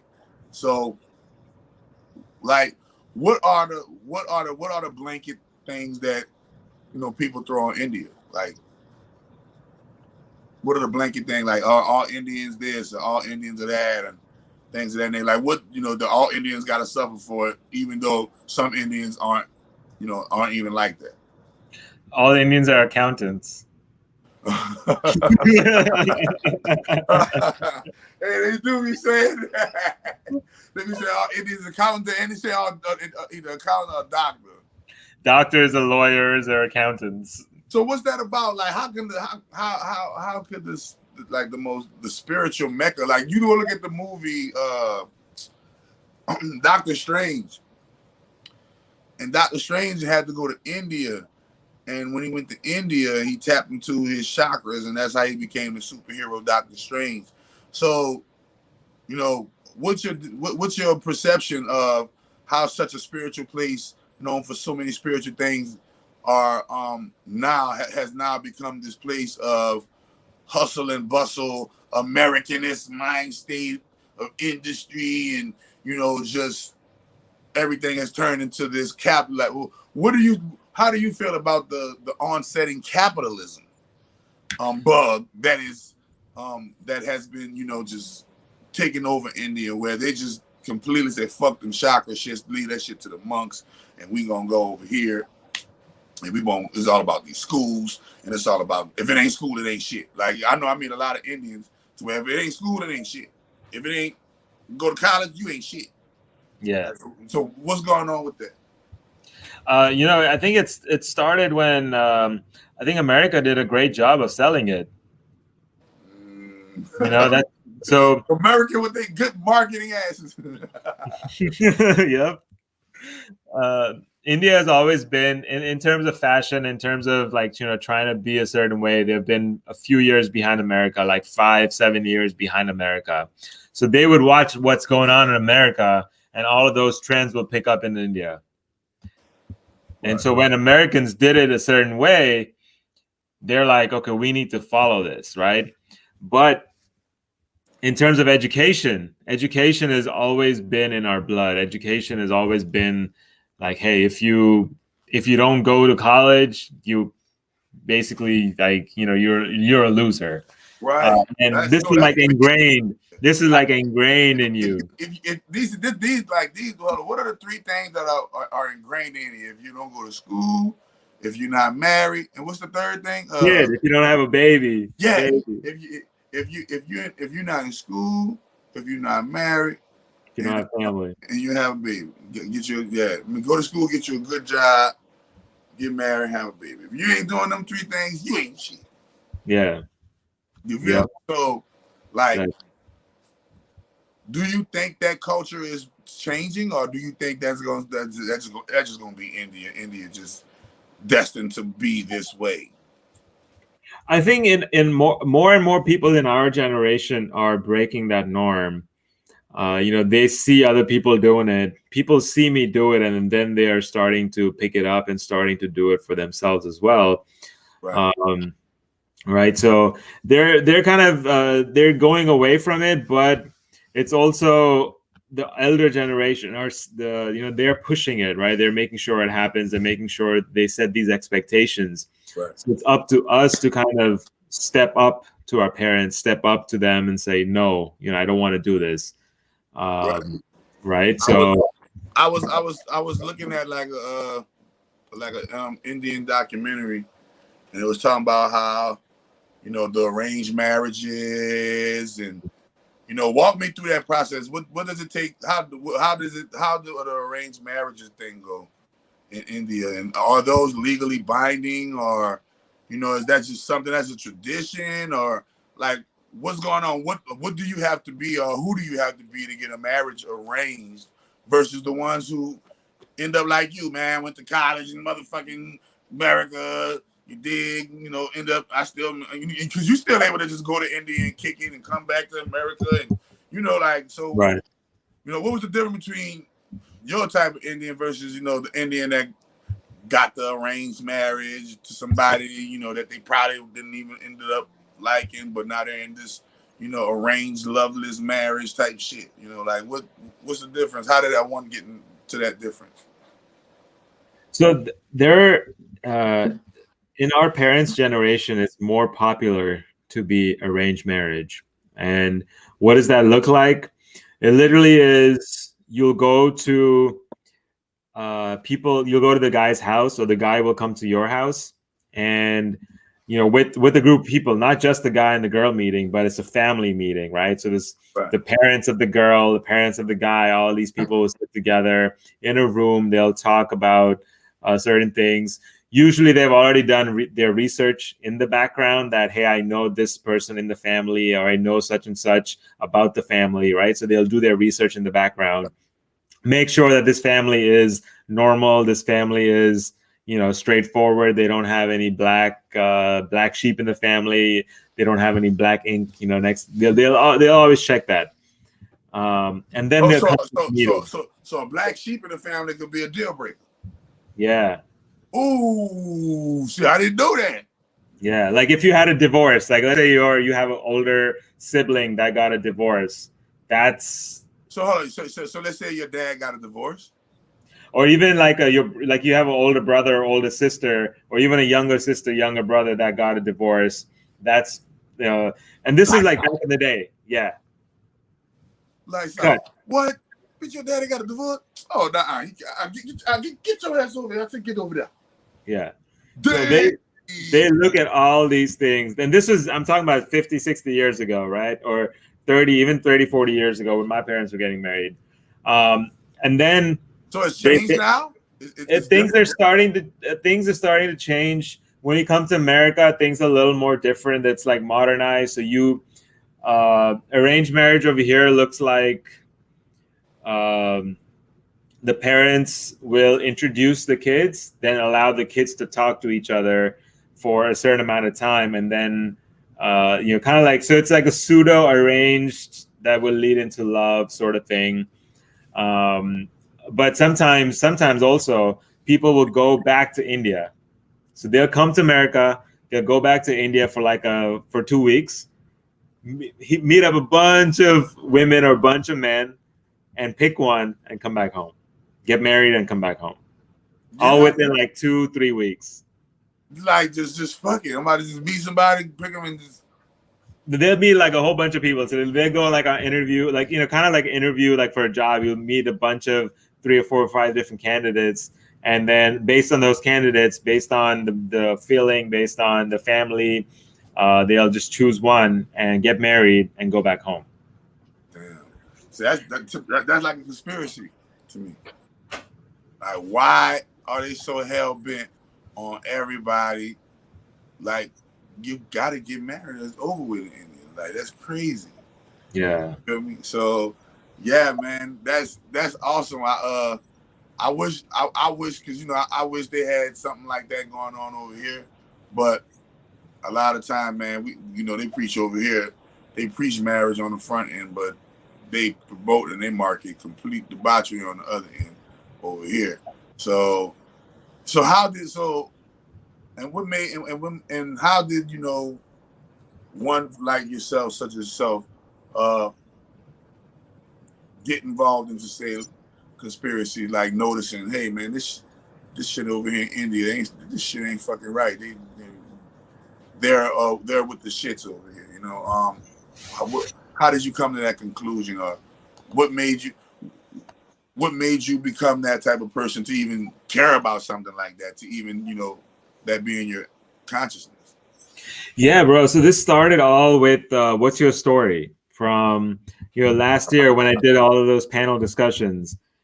A couple of those topics were based on this, and that's when I started learning more about it. That's when I started diving deeper into how there is this attack on you know, India and all the theories around it. And now you start reading more about the history. You go back to the 1800s, you go back to the 1700s, you see how things, you know, see the patterns, like you were talking about, looking at all the patterns and putting the dots together, right? So when I started doing all of this, I realized that this is actually going on, and it's been going on for the last 400 or 500 years. So it's paying attention to the signs and kind of putting all the pieces together, because you'll get bits and pieces over here, but it's, you know, it takes someone to put it all together and kind of, you know, create a story around it. Yeah, bet. So that's the one thing. That's the one thing, you know, I be looking at when it comes to, like, you know, black people and things of that nature. How, you know, how do we get, you know, how do we start doing these type of things? But I always look at the conspiracies that, you know, that lie within every zone. Every zone, there is this conspiratorial dark energy that's manipulating the masses of the people to, you know, be in a lower state and vibration. So what made you become, say, hey man, I'm about to be on this level. This level is going to be high eating. You know, I don't eat, because am I understood? You know, eating meat and things of that nature. So, you know, walk us through your health process, and what does it take, you know, in your life to be healthy? So I'm a vegan. I've never eaten meat in my life, and so I've been vegetarian all my life. How did that go? How does one be born and never eat a fucking piece of meat ever in fucking life? So all of that has to do with religion. I'm born in the Jain religion, which essentially preaches nonviolence. So you're not, you know, you don't eat meat, you don't eat anything that moves. And so I've been vegetarian. About the Jains too. I've been vegetarian for about 28 years of my life, and then at that point, I realized I want to go fully vegan. So over time, I've been switching over, and now for the last 5 years, I've been vegan, and giving up dairy, giving up all sorts of, you know, anything that causes inflammation. I removed it from my diet, right. And being vegan is, you know, even French fries is vegan, by the way. Right. So, but being the right kind of vegan, like, you know, focusing on raw foods, eating more fruits and vegetables, drinking water. Again, a lot of my health rituals have to do with how my body feels.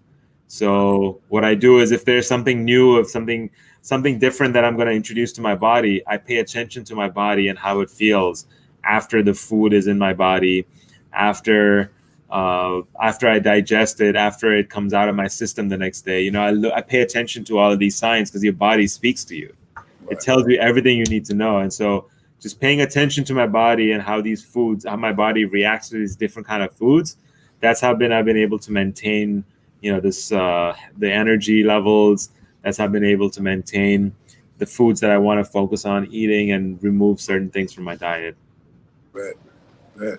So that's a wonderful that's a wonderful thing that made me connect with you on one end. Definitely the fact that you weren't a meat eater, and I was like, God damn, how the fuck you go your whole life and never eat 1 ounce of meat? And then I found out, oh shit, they got a whole bunch of people in India who, you know, they just don't eat meat. Like, oh shit, okay, that's pretty awesome, you know, because over here we're taught that meat is necessary for the human being, the human diet. But then when you look at all of those stories of those monks in India who reach these levels of, you know, being able to disappear and fucking levitate and do all these other things, you have to wonder, were those clean diets that they were having that made them be able to do this, or what? You know what I mean? I'm a big fan of your health being your wealth, and,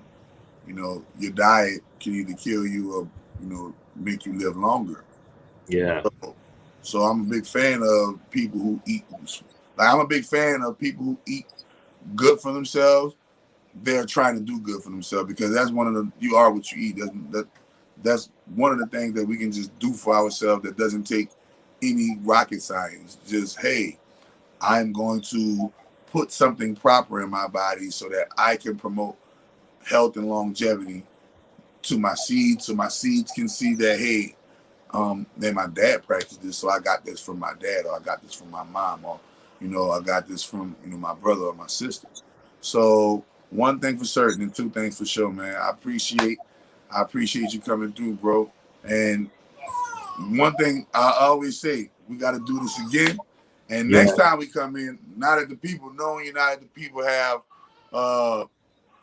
got to see what you're about and things of that nature, next time you come in, we're going to really, really, really just from the beginning on the outset, just dive into the conspiracy theories, the you know, I'm gonna go do my Indian research, and I'm gonna make sure that, you know, this conspiracy is, you know, revealed all over the world, not just in America. No, they doing this in India. What about these people right here, Gandhi?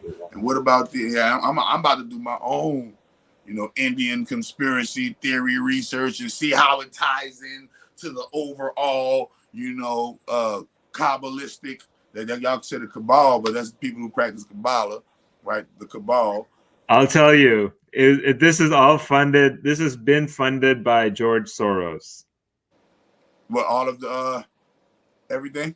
Breaking Up India is funded by George Soros and his whole. Now the plot thickens, and I bet if I do George Soros, did he even ain't George Soros? Where he from again? Is he? I think he's an American businessman, but is he Greek he is an American businessman. That means that nigga was in a fraternity then. Hold up, let me see. He sounds Greek to me, right? Hold up, George Soros. Well, you know, Soros is the root of sorority. When you're in a sorority, they call you a soror. And George Soros funds Black Lives Matter. Mm. The fake engine movement for black that represents, that say they represent black people in our causes, but they only get out there when we get shot by a so-called officer, right? So George Soros fraternity, I know. Let me see, where's George Soros from? Oh no, all right. Oh yeah, School of London Economics. I had to go look it up. But yeah, he was part of something. I had to go look it up. But he went to school in Europe. He from that other side of the world. So you know, that's where they had to flee. They had to flee from them just to build America, so-called. So you know, so they say. But that's interesting that this movement that you're talking about that is being funded to. So I wonder if George Soros funding the church movement over here. Ooh, could be. Since he care about religion over there, why not? Why doesn't he care about religion over here? So is all of the black churches answering the George Soros? The NAACP? I gotta go see. I'm gonna go look. We gotta go look that up. That's a good question. Yeah. Yeah, we gotta go put it down. You know, him and his cohorts and his associates. But yeah, next time, next time we bring you on, number one, bring your conspiracy theories and the new conspiracy theories that you have uncovered lately. You know, that you think is worth mentioning, and and number two, like a little rant behind me or something.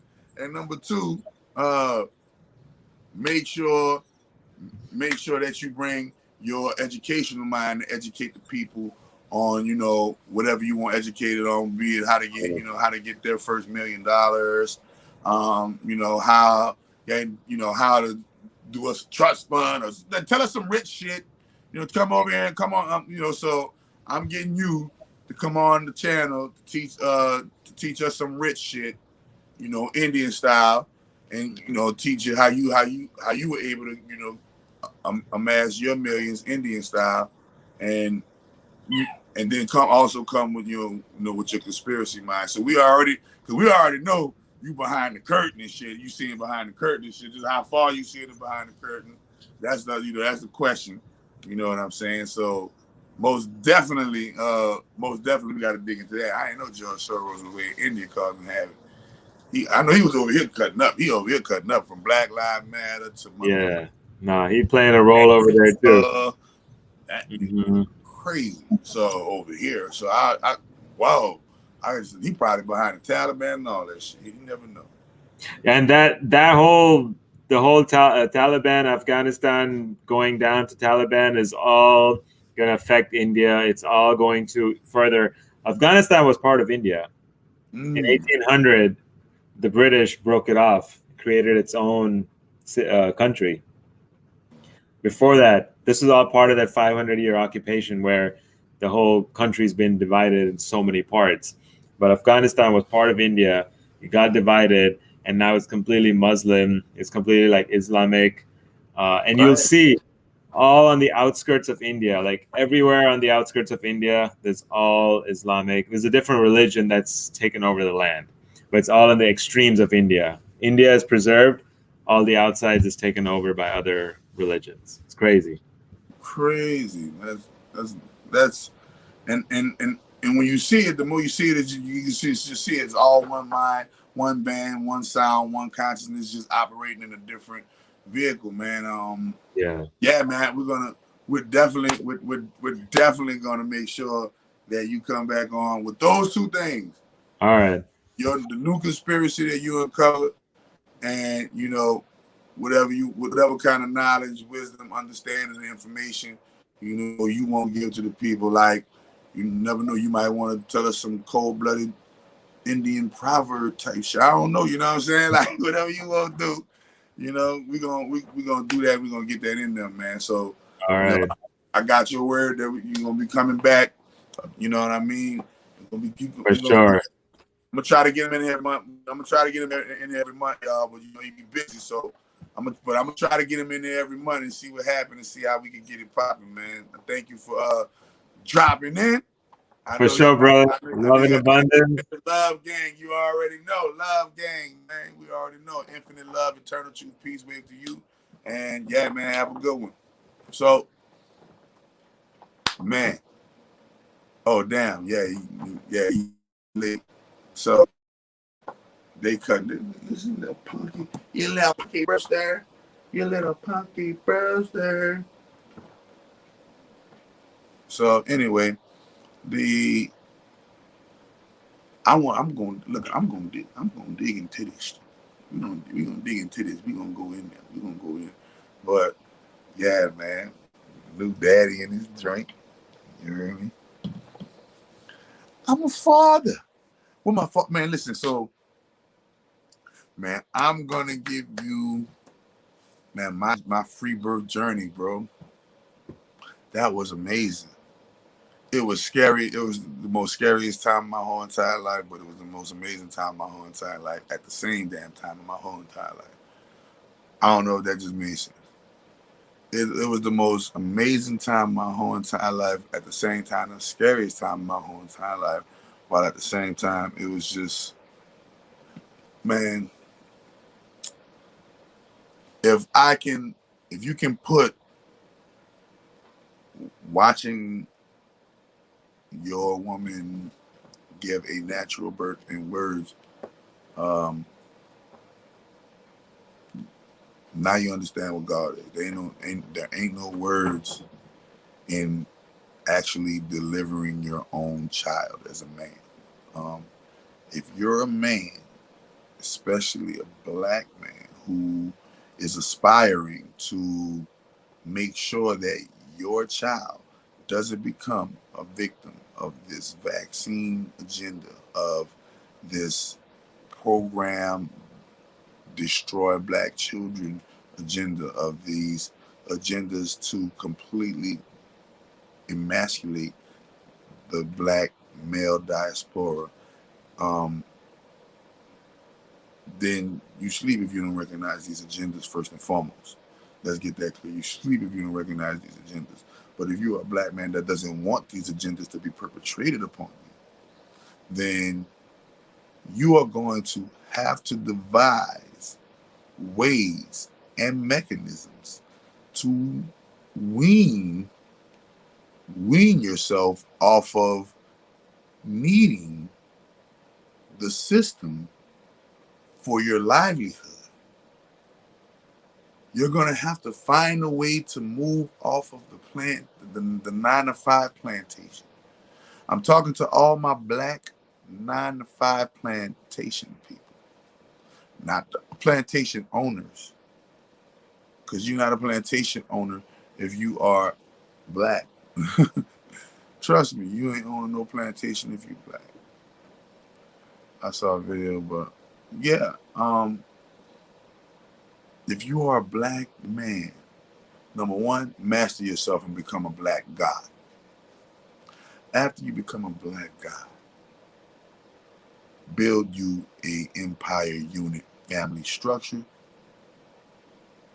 aka find a girl, fall in love, have some great sex, then get married, then keep on living, you know, have your baby, build your business. While you're building your business, you know, strengthen your relationship, go through cleansing, go through all of the things you got to go through, build your empire, right? As a black man. I'm talking about as a black man. I'm not talking about as a black woman. When you become God, and there's not a black woman on the face of the planet who's going to be able to deny your godhood, because that's your celestial, that's your sovereign, that is your galactic, that is your universal, multiversal, universal right as a goddamn child of the sun. But just because you're a child of the sun don't mean you're going to get treated like the child of the sun.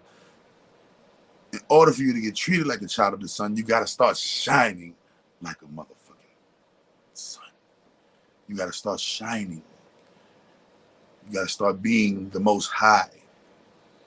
When you go outside and they say, all praise be to the most high, and you go look out in the sky, what's the most high thing you see out there? The sun. Ra. High. So he just looking at you, just smiling, huh? Just looking at you. Look at my baby. Hey, daddy. Say, yeah. See?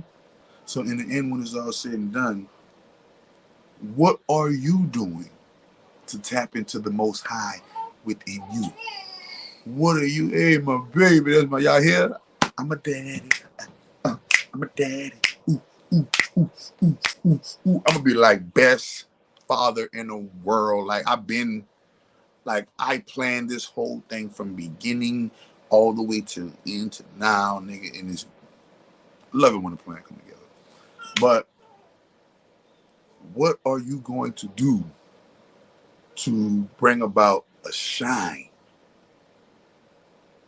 in, number one, your life, and then number two, in the lives of your family, loved ones, and others? When are you going to tap into the most high within you? Because right now, the only thing most black people and most people of color are tapping into is their lower self. Where I'm going to eat, what I'm going to drink, who I'm going to fuck, who I'm going to be with, what I'm going to think about, and what event I'm going to go to, and how I'm going to look while I'm going to that event. And then if we do get into the higher levels of spirituality and consciousness, we half-ass that. Brother Polite just got arrested for fucking pedophile shit. I told you my magic don't miss. I told you my magic destroys all enemies, human traffickers, pedophiles, rapists, racists, Satanists, and necrophiliacs. Nigga, what? I told y'all that on live. Go check out the live. I said I'm here to get them all out the house. Y'all worrying about the cracker, but y'all forgetting about these niggas that's fucking got y'all house team. How y'all want the cracker out when the nigga is the fucking cracker that's going to get you? How you want the cracker out, but the nigga is the cracker that's going to get you? And I told you when I came in this bitch, I'm getting them all out this bitch. What you talking about? And remember, that was really, if you want to be technical, that's kind of keep your eye out for keep your eye out for young Pharaoh. Keep your eye out for young Pharaoh. Look, I got that nigga page shut down. I already got his page shut down. Listen, man, these niggas is phony, man. These niggas ain't real. These niggas wearing yarmulkes, man. These niggas wearing yarmulkes. Period, nigga. Yarmulke wearing ass nigga gonna tell me nothing. Got me fucked up. You see what I'm saying? Yeah. These niggas wearing yarmulkes out here, man. So, you know, he went got the eye. Now remember, Brother Polite had the little, you know, thing around, had my eye, that eye around, the eye of Horus around his eye, right? Now remember, Brother Polite was the one that had that eye, right? Brother Polite got caught in too many scandals, and Brother Polite probably ain't been able to produce what he used to be able to produce. And now they got a more articulate, scientific motherfucker like Young Pharaoh getting in the motherfucking game. And next thing you know, boo, boo, boo, boo, boo, boo, boo, all that shit you did, Polite, come hit you on. That's how they play the game. Pop. And Pharaoh got the same tattoo like Brother Polite. So what y'all niggas, so that's just your homie like that. That's just your homie. You about to go, how deep, how did I say, not saying nothing bad about it. Like he already, yeah, because them niggas know. Them niggas know, man. Pharaoh, I'm telling you, they probably gonna groom Pharaoh to take his place as the new young soothsayer, prophet, black person talking about big bad why they shut my channel down, yeah, and da da da da da. Nigga, look at me, I'm in the fucking nigga, yeah, I'm a flex on them, nigga. I got the fucking Corvette, I got the fancy car. I'm downgrading my black woman, airing her business out on the street like a bitch ass nigga, talking about the black woman is God, but you don't worship her and treat her as such. Oh, stupid duck ass nigga, you ain't practicing no real sorcery, nigga. Once you fall, nigga, oh man, look at all your niggas gonna fall though. Anybody with the shits, I ain't playing, and I ain't got no picks. Anybody with the shits, and I ain't got no picks. I'm talking about from the highest top of the fucking pyramid, black, white, Hispanic, or Asian, give a fuck what your color is, to the lowest rung or the bottom of that motherfucking pyramid. Nigga, I don't give a fuck who you is. If you with the shits, you gon' get it. Period. What's the shits? Human trafficking, pedophile, raping, racist, Satanist, necrophiliac shit. If you with that shit, you gonna get this work. You gonna get this work. And I'm gonna give it to you. Nigga, not X. X ain't gonna give you shit. X gone. He already got this work. Shock G gone. He already got this work. Kobe Bryant gone. He already got this work. What you talking about? All these niggas gone. What you talking about? It's a magical gun. Magical pen. Yeah. Talking about these niggas already got this work. Go look at how many celebrities done died since I done touched the game, nigga. Let's talk about that. Let's talk about that, all you motherfucking magicians out here that's talking this big bad boy Freemason shit. Talking this big bad girl sorority Eastern Star type shit. That's talking this motherfucking religious mafia type shit, this musical mafia type shit. These motherfuckers that's out here talking this motherfucking the banking mafia, the political mafia, the medical mafia. I'm talking to all of the mafias. I ain't talking to no peasants right now. You a motherfucking peasant, don't even fucking, this ain't even for you. This shit'll hurt your feelings right now. Period. I'm only talking to the motherfucking movers and shakers, the higher ups. I'm talking to the evil and the principality and the rulers of darkness in high places right now. Huh. Look at that magic. Get them, magic. Get them, magic. You already know. Don't play no games. They see them spirits. Yeah, come on, get them. You think she just playing, huh? Nah, nigga. It's a spiritual war. But y'all don't understand what's going on with familiars. Y'all don't understand how I go with these familiars, nigga. So, I'm talking to the big dog Glenn Robs. I'm talking to the Pendar. I'm talking to the reptiles. I'm talking to the rebel Anunnaki, the rebel Pleiadian. I'm talking to all you niggas that got something to do with this enemy, human trafficking, pedophile, raping, racist, Satanist, rapist, necrophiliac, fucking shit. Period. If you got anything to do with it, you going in. Daylight is a fucking faggot, nigga. Daylight is a fucking rainbow booty boy. P. Diddy dick sucker. Nigga. And he said he had to fuck Diddy to get his deal. Just like that little boy said he had to suck Birdman dick for the deal. Little nigga. Nigga, you think them niggas was doing all that motherfucking kissing because them niggas was motherfucking partners and buddies and pal friended. That was just gang. We just gang. Mwah. Them niggas did that too, man, and they did the ritual in front of your face, and you niggas, and then put him in some skinny ass leopard print. That's how you know that nigga been fucked, because he a beta sex kitten with the leopard print on, nigga. And they made him get in some skinny jeans and some leopard print, and they paraded him around, and all y'all rappers look like the nigga from New Orleans, nigga.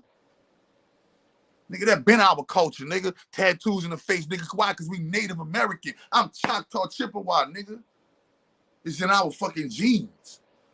Tattoo in our face, the motherfucker. That shit you see in fucking Kodak Black and them face and all them niggas face, that's a New Orleans thing, nigga. Yeah. So these niggas don't let these niggas ain't gonna never respond to me.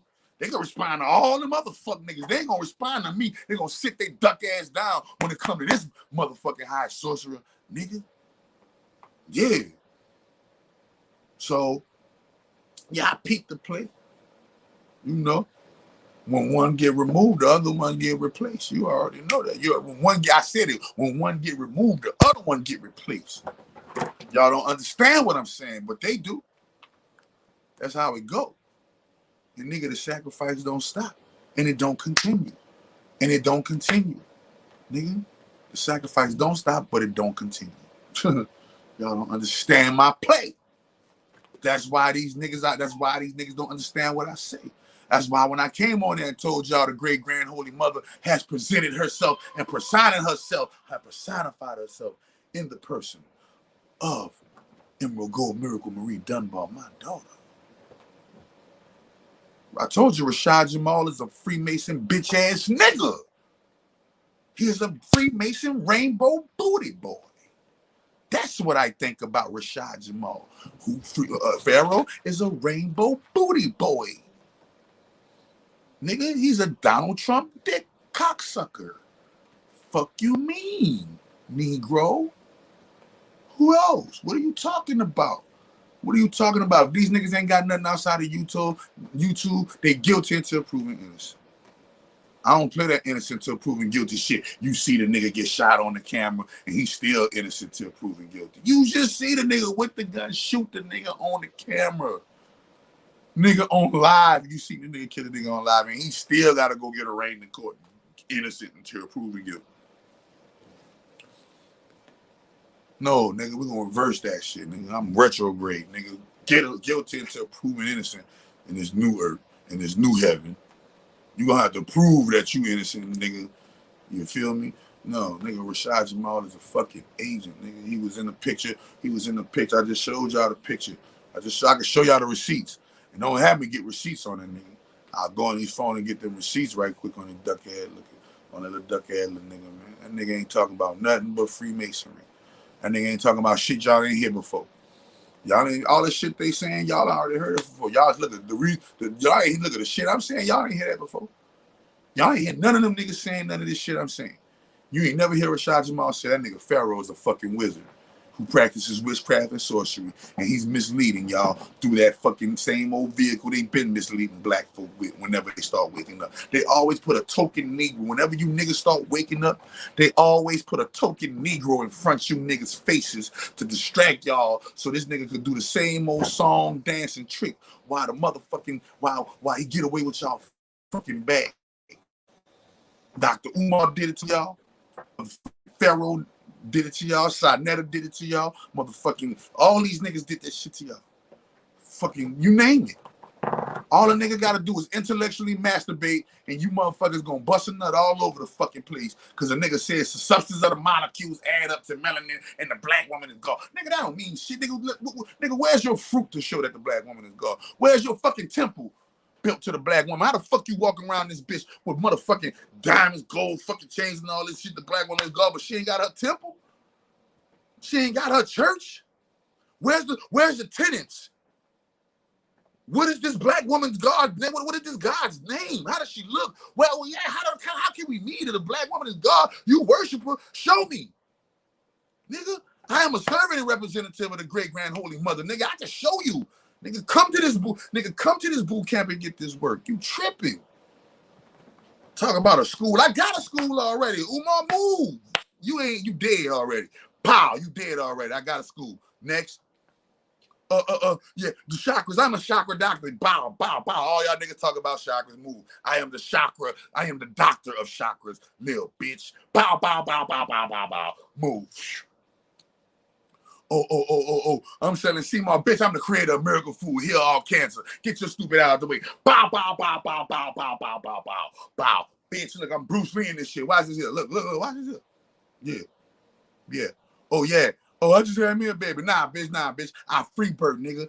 I free bird. No social security number, no motherfucking birth certificate. She is not the public. She is not the motherfucking property of the United States of America. She's the property of my FCA Inc. Chakra Doctor, nigga. Bow, bow, bow, bow, bow, bow, bow, bow, bow. My child is free. Bitch, fuck you mean. Fuck you mean. That's why I go in on these niggas, because they talk all that shit, and outside of a motherfucking YouTube video, them niggas ain't got no fucking fruit for my people to fucking come out of this fucking hell situation we in. But they preach about my people hell situation. They call my people stupid, duck-ass, bitch-ass, hoe-ass niggas and all this type of shit. They talk like they fucking from the street. Them niggas ain't fucking, man, them niggas, that nigga is not from the street. That nigga wear yarmulkes. Yeah, my baby. Amen. Amen, Emerald Gold, great mother. Amen, Emerald Gold, great mother. You feel me? Nigga, these niggas is all talk and no substance. Outside of a fucking knowledge video, what the fuck them niggas got to improve your situation from 0 to 100 real quick? Tell me. Any one of them niggas y'all standing by, any one of them niggas here, but what about such and such? But what about such and such? I say, I present this question to you. Outside of a fucking YouTube video, what kind of motherfucking physical substance of fruit from their mastery that black people can come and just go and just get it from them like Dr. Sabi? Nigga, Dr. Sabi the only one I get the pass. Dr. Sabi the only one that get the pass. I'm the second nigga that get the pass. In California, they call me Dr. Sabi number 2, nigga. So how the fuck these niggas preaching chakras, but they ain't activating chakras like me? And how the fuck these niggas is preaching health, but they ain't creating a cure to AIDS and cancer like me? And how the fuck these niggas is talking about the black woman is God, but they ain't liberating and raising black women from out of the grave like me? And how these niggas is talking about they fathers to their children, but they ain't motherfucking, they birthing slaves with social security numbers and birth certificates in this motherfucker. Like, man, what you talking about? These niggas not like me. My ways are not your ways. My thoughts are not your thoughts, nigga. So all these niggas y'all name it, every single one of them, outside of a fucking YouTube video, what substance, fruit that you could just go, oh, I'm full, nigga. I don't need no fucking YouTube channel, nigga. I wish holler at chakradoctor.org, nigga, and went and bought the fucking cure to all disease. What the fuck you saying? Fuck an interview. I watched one of your old, FCA yoga video for 3 hours and activated my chakras, and a miracle happened to me today. I'm telling you that. That's what I'm trying to tell you. And that's for free. Thank me later. Thank me later. You would have had to pay $89.99 a week or some shit with one of these so-called conscious niggas. That's good for you. That's good for you, Polite. You been a fucking little pedophile ass nigga, man. That's part of the game. That's part of the game. Yeah, the black woman is gone, and then he come right back around and he put up in it all. You know the real man would have did? And guess what? And then all that was WWE set up. None of that shit wasn't real. Him and Golden Brown. But I'm just showing you how they gotta do and how they gotta go along to get along in their game. They gotta go along to get along in their game. You see? You feel me? Go along to get along in their game. But yeah, go to that nigga website, man. They can charge you with like $59, $49, $80 with $199 a month or some shit to fucking learn some fucking Egyptian shit. What? That you can take that same money, buy your own books, read them your fucking self, get your own fucking understanding from that motherfucking shit, and you ain't never need no motherfucking young Pharaoh to tell you shit. You can listen to Chakra Doctor for free telling you that shit. Man, the shit Pharaoh charge y'all, I get that shit to y'all for free. The shit Polite charge you for, I get that away for free. Nigga, like, the shit that these conscious niggas even charge y'all for, This shit is already free. I'm already giving this shit away for free. What are you saying, son? I get this shit. What the fuck are you talking about? What the fuck are you talking about, Tommy? What the fuck are you talking about? So let me go in on these niggas right quick.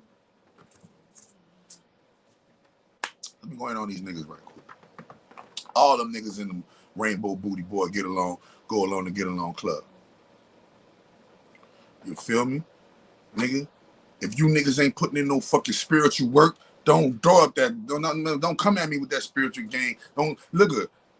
And see, look at that's just look at. That's why I said that. I said that question of anybody y'all bring me that y'all think is conscious. I pose this question. What the fuck do they have outside of a fucking YouTube video? Outside of a fucking YouTube video to prove that they're masterful and fruitful and black people could come just to this source without their YouTube video and come to this source and still upgrade their mind, body, spirit, soul, their constitution, their relationships, their everything. Like, what? Some advice you getting on a call with a nigga? You can do that for free. I counsel people. I counsel plenty of people just for free, do a free consultation on the phone. Tell them, sweetie. Do a free consultation on the phone. People talk to me for free on the phone. I'm a regular. What you talking about? I'm a regular nigga. I'm a regular nigga connected to rich people, and I'm a magician. I'm the greatest magician on the face of the planet, but still, I'm still a fucking magical sorcerer. See what I'm saying? So in the end, when it's all said and done, man, let's analyze these niggas' fruits, man. Let's fuck what these niggas is saying with their mouth. What the 85% of all language is nonverbal. What are they building? If you a god like you say you are, Pharaoh, where is your fucking godly fruit that people that are black and melanated can come exclusively to you, eat these fruit, and become well and whole again from the fruit that we've eaten from you?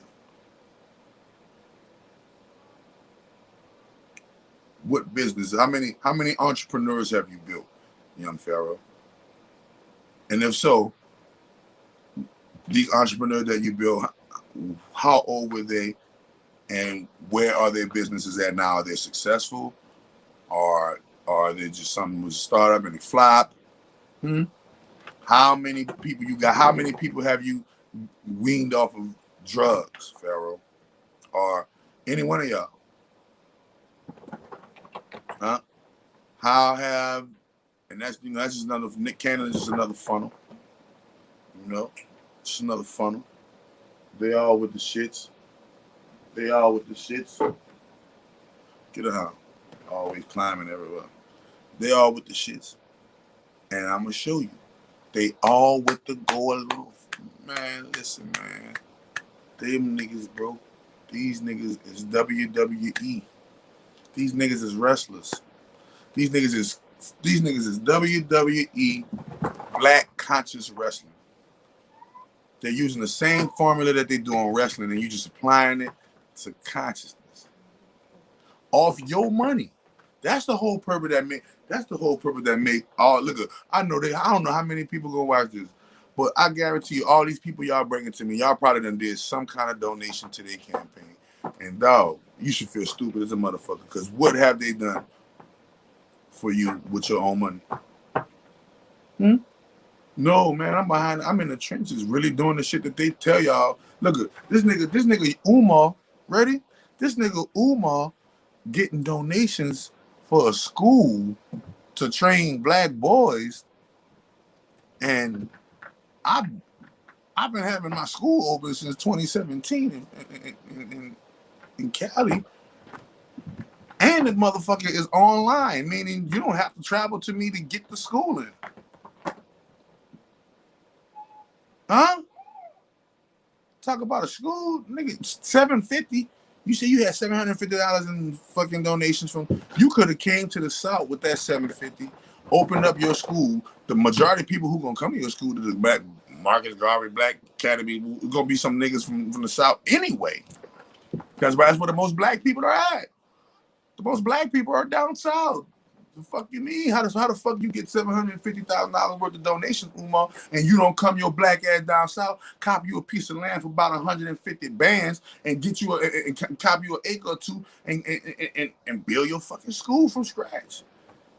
And I guarantee you, yeah, you know, I always look at. It's not so much as Umar was on Vlad as a red flag to me. No, it's really not about that. It's about, wait a minute, you know what's a red flag to me? All the shit he said on Umar. I mean, all the shit he said on Vlad, all the shit he said in his lectures, all the videos he preached about this fucking school, and this shit, and y'all still, and this nigga, y'all still giving this nigga y'all attention. I was a Umar fucking supporter when I first came into the game. I thought this nigga was a beautiful orator. I thought this nigga was a real nigga. I thought he was a man. Listen, I thought Dr. Umar was a real nigga. I came into the game, you know, from the street side of it. I'm self-taught master. I'm a self-taught master, spiritual guru. Activated, cracked the code to activating the chakras. Turned that shit into my own yoga. Then I turned that shit into my own school of high sorcery and magic. Then I turned that shit into my own natural holistic e-commerce health and wellness brand. Then I turned that shit into my own whatever, right? So when I first came into the game, I thought Umar was genuine, just like the rest of y'all. You feel me? Just like the rest of y'all. I thought the niggas was genuine. And come to find out, all you doing is telling me some truth so that I can fall hook, line, and sinker for the truth you telling. And through that truth you telling, I'm going to be misled and distracted by the truth that you're not telling. All of these niggas got scandals in their name. All y'all black leaders y'all bringing me got some type of scandal in their name or no kind of paper trail. No kind of real paper trail outside of YouTube. Go check them out. Outside of YouTube, these niggas ain't that. If Dr. Umar don't make another YouTube video tomorrow, what's going to happen to Dr. Umar? Wah, wah, wah. Huh? You ready for this? If Hassan Campbell don't make another motherfucking YouTube video tomorrow, talk about hitting him in the head with the head, what's going to happen? That boy ain't going to be shit but Hassan Campbell living in the fucking Bronx and fucking way. That's it. If Kevin Samuels' YouTube gets shut off tomorrow, who the fuck he gonna be? Not a fucking person, but a YouTube personality. You see it already happened. It already happened to Pharaoh. Young Pharaoh got his YouTube channel shut down. Who the fuck has he been since? Fucking bojangling ass nigga. That nigga been bojangling his ass around. Huh? Wait a minute. We gonna keep on going. We're gonna keep on going. Names about if Rashad Jamal channel gets shut down right now, how we gonna eat? How we gonna get fed from Jamal? Well, Patreon. I'm gonna pay for you on Patreon. And watch you some more. And watch you some more. Do what you do, huh? Serious? If any of these dudes y'all bring me, from the Rashad Jamals to the man, Delbert Blair has some gangster shit that you could cop from him. Rashad got his business and what his business? His business? What is his business?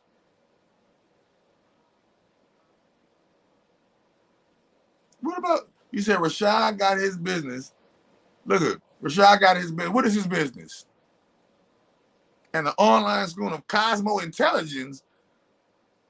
Online school of Cosmo Intelligence. And show me, and Keisha Sherelle, please send the receipts to the success stories to number one, his business, whatever kind of business it is. He's selling crystals.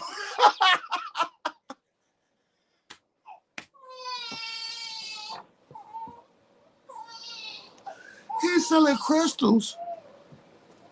Man, you serious, dog? This nigga talking about the codes of the universe and selling crystals, bro. This nigga got his business selling crystals. This girl, she just said this nigga got a business selling crystals. I could go get crystals right now from around the corner from the white girl at the fucking store who got the fucking metaphysical. I got crystals at chakradoctor.org right now. The fuck?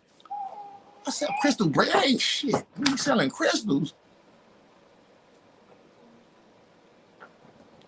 And that's what he claimed he got going on. Can anybody what kind of website he got? Is it secure? What kind of crystals he selling? If he's selling crystals, he doing magic. What you think about Remedy H? He already got busted. They already know Remedy H is a homo. You already know Remedy H is a homo, man. Stop it. Well, I know Remedy H is a homo. What does Remedy H have outside of YouTube? Please, spiritually out of my mind. Spiritually out of my mind. What does Remedy H, if you cut off Remedy H YouTube right now, what does Remedy H have that's going to keep Remedy H brand pumping? Is Remedy H have a corporation? Is Remedy H the boss of his corporation? And does Remedy H hire people that work for his corporation?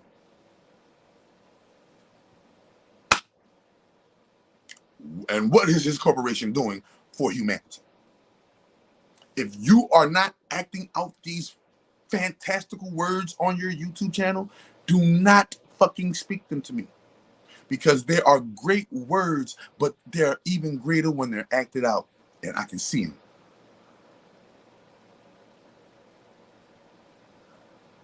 What does, you say, well, look, what about King Rob? What does King Rob have outside of YouTube videos that is beneficial and uplifting and raising the vibration of black people that he can pass down when he died and pass that on to his children?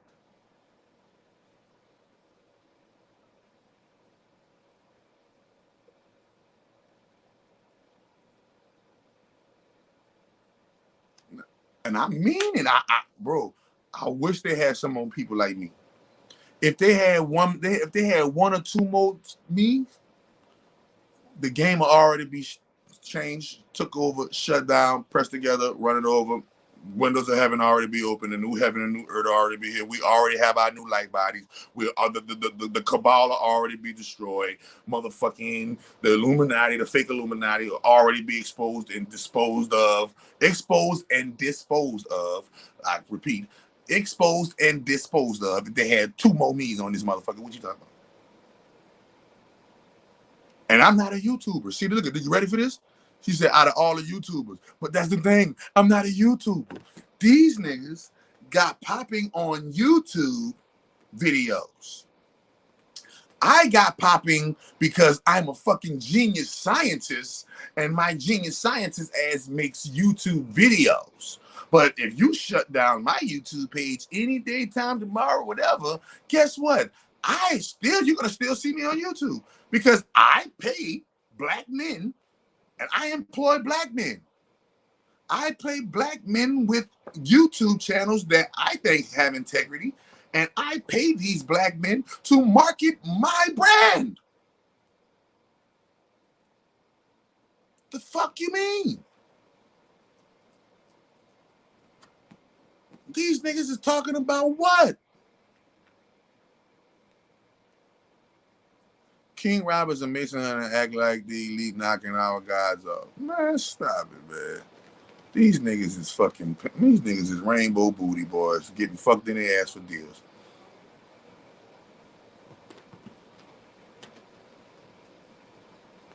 Yeah, you already know. You see my shit get shut out, but man, who? Just found out your channel, man. I'm gonna check it out. Yeah, man. You should know a tree by the fruit that it bear. You should know a tree by the fruit that it bear. Nigga, I don't get paid by no motherfucking YouTube, nigga. Nigga, Sergey Brin don't pay my checks, nigga. You know who support my family, nigga? Black people, nigga. Black people. I make $25,000 a motherfucking month healing black people.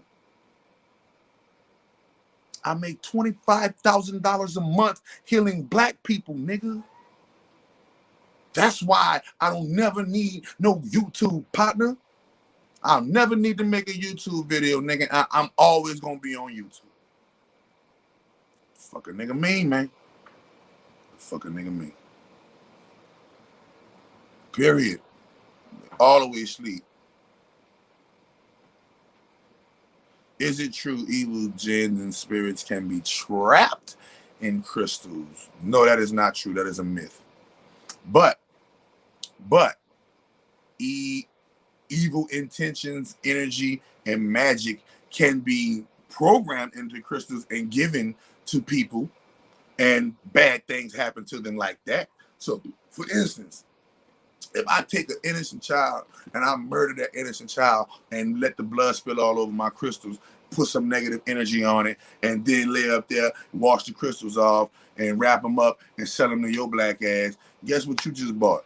You just bought you some motherfucking pedivore, child sacrifice crystals. But if I take my crystals and I light me some incense, some positive vibes, I have me some Grabovore numbers playing, I got my motherfucking positive affirmations playing, I'm activating my chakras and kundalini, my sound bowls is going on, I got all of the positive energy. Guess what energy you just bought? You just bought some Christ consciousness crystals. It's not the crystal, it's the intent of the magician that is selling you the crystal. And I'm telling you, the magician that's selling you them crystals is a motherfucking Freemason. Algorithms. You already know the game is all about algorithms. Look, the millionaire dude said Chakra helped him. He not even black. I'm telling you, I met this dude on Craigslist. I didn't even know he was a millionaire till 5-6 months after he this nigga did some old fucking TV shit. Listen, this nigga did some old TV shit. I met this nigga. I met Dr. Gandhi on Craigslist. I'm sleeping out my people car, son. I'm sleeping out my little partner car, man. Man, motherfucking, I go on Craigslist. Like, I'm looking for gigs on Craigslist, like people who need a spiritual healer to activate their fucking chakras, because I've invented my own yoga, so let me teach y'all this shit. So that's what I was coming on. And I'm sleeping out my partner car. I left New Orleans and I went to California. And boom, I started in Cali and started getting my numbers up in Cali. Boom. Man, I met Dr. Gandhi. Man, after about 6 months of kicking it with this nigga, about 5-6 months of kicking it with this nigga was like, man, yeah, man, I got something to tell you, man. Yeah, man, you know, I'm a millionaire and I wanted to just see what kind of character you have and we'll do. And the niggas gave me $150,000 and gave me the money to start launch my whole shit. Like on some movie shit, nigga. Now, granted, I was doing spells at the time for money, magic, and things of that nature. And I manifested a millionaire that invested $150,000, and that's how I incorporated in 2017 and became an S corporation. I became an S corporation. My FCA Inc. Chakra Doctor. Licensed, trademark, health and wellness brand. I'm all the way legit all across the board. Go check my backlink. I am Googleable. All you gotta type in Chakra Doctor. I am Googleable. And you're gonna catch me everywhere outside of YouTube. Google them niggas' name. Them niggas' names ain't nowhere outside of the YouTube internet world. YouTube, Twitter, Instagram, some shit. Nah, nigga, I got my own domain. If YouTube, Twitter, Instagram, all that shit shut down tomorrow, I have my own domain, chakradoctor.org. And I'm not talking about I'm just chilling there and just giving you some videos and some fucking knowledge. No, you can come here and cure cancer. You can come here and cure AIDS. I'm the only one on the internet with a live, secure. I'm the only one on the internet with a secure website backed by millions of dollars. Backed by a millionaire with millions of dollars that says I heal cancer and AIDS, and I'm black owned. I got all the rights to everything. Don't nobody move but me. The fucking money touch my hand before any fucking body get anything. And this is the way it had to be when we created the company. And them niggas won't tell me what. So I always make sure, man, these niggas, have I ever heard of New Breed? If he ain't healing black people, I probably have not heard of him.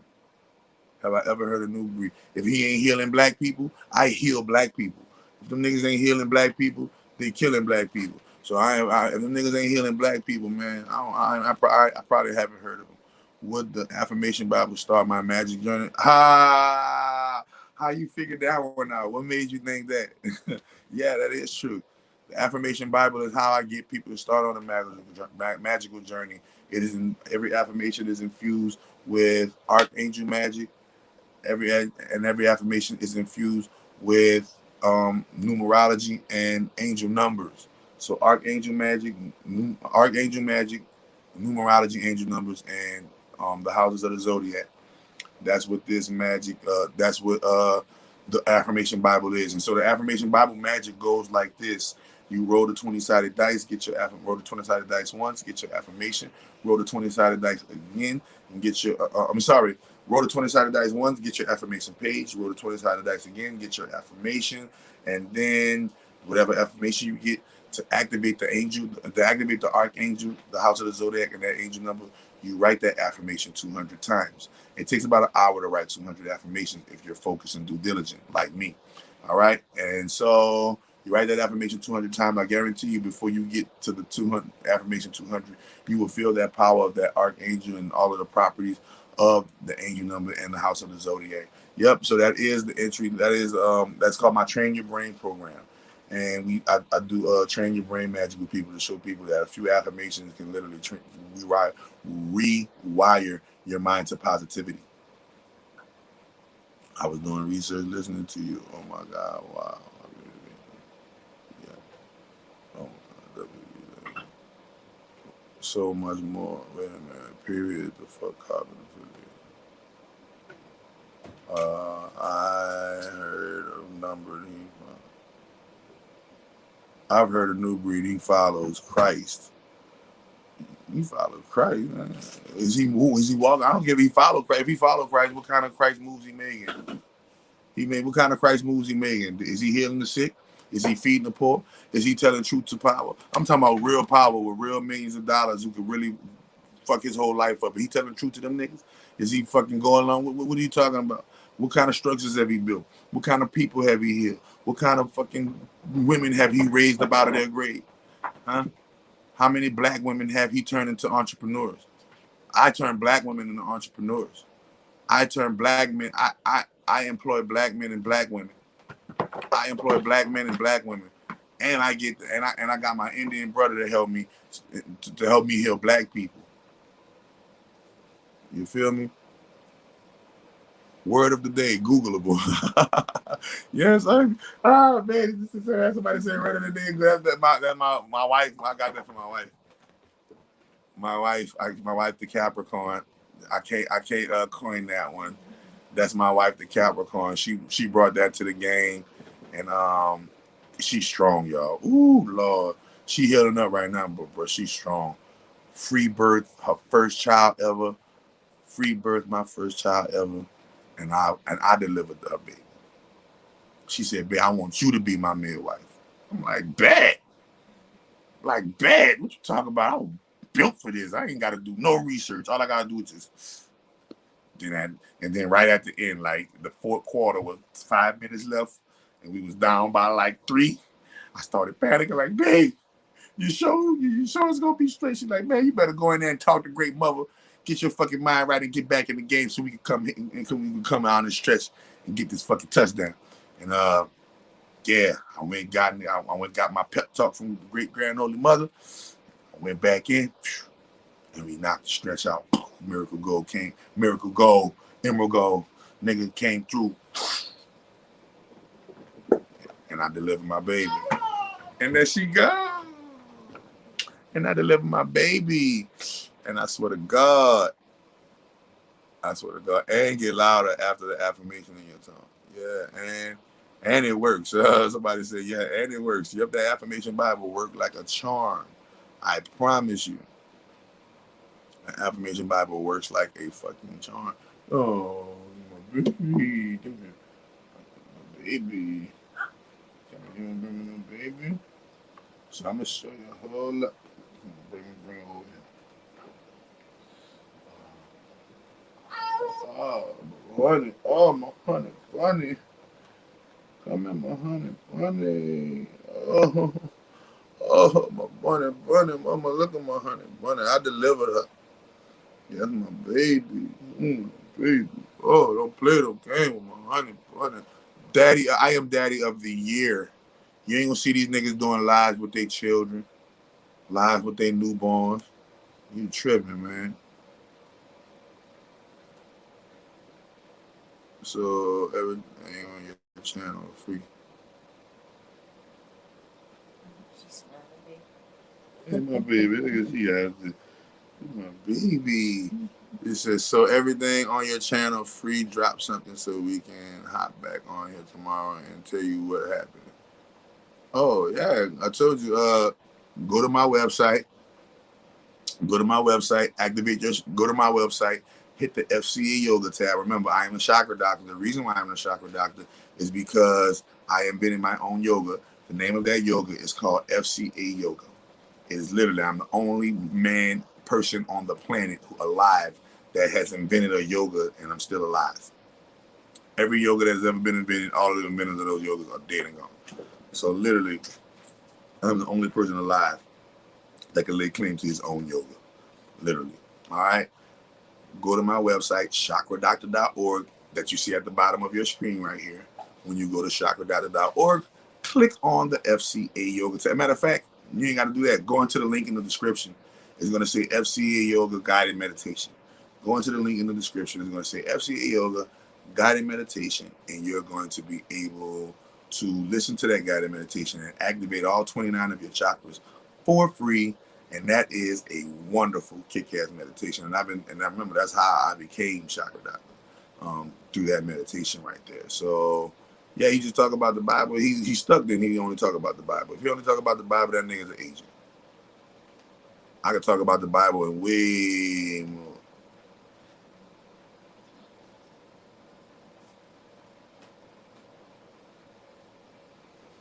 Yeah, so yeah, you call for your free consultation at the bottom, and I'll explain to you how we go to the Akashic Records, and I will explain to you how to do the money spell. But the money spell is simple. It is an algorithm that you receive in your email. Your first money spell you read on the phone with me, which may take about an hour to an hour and 20 minutes because my magic is all reading. And then after the money spell, every spell that you get after that, every spell that you receive after that, you will read them on your own. The only reason why you read it that first time with me so that you can get acclimated and acquainted with my magical system and know how my magical system works and why my magical system is so powerful.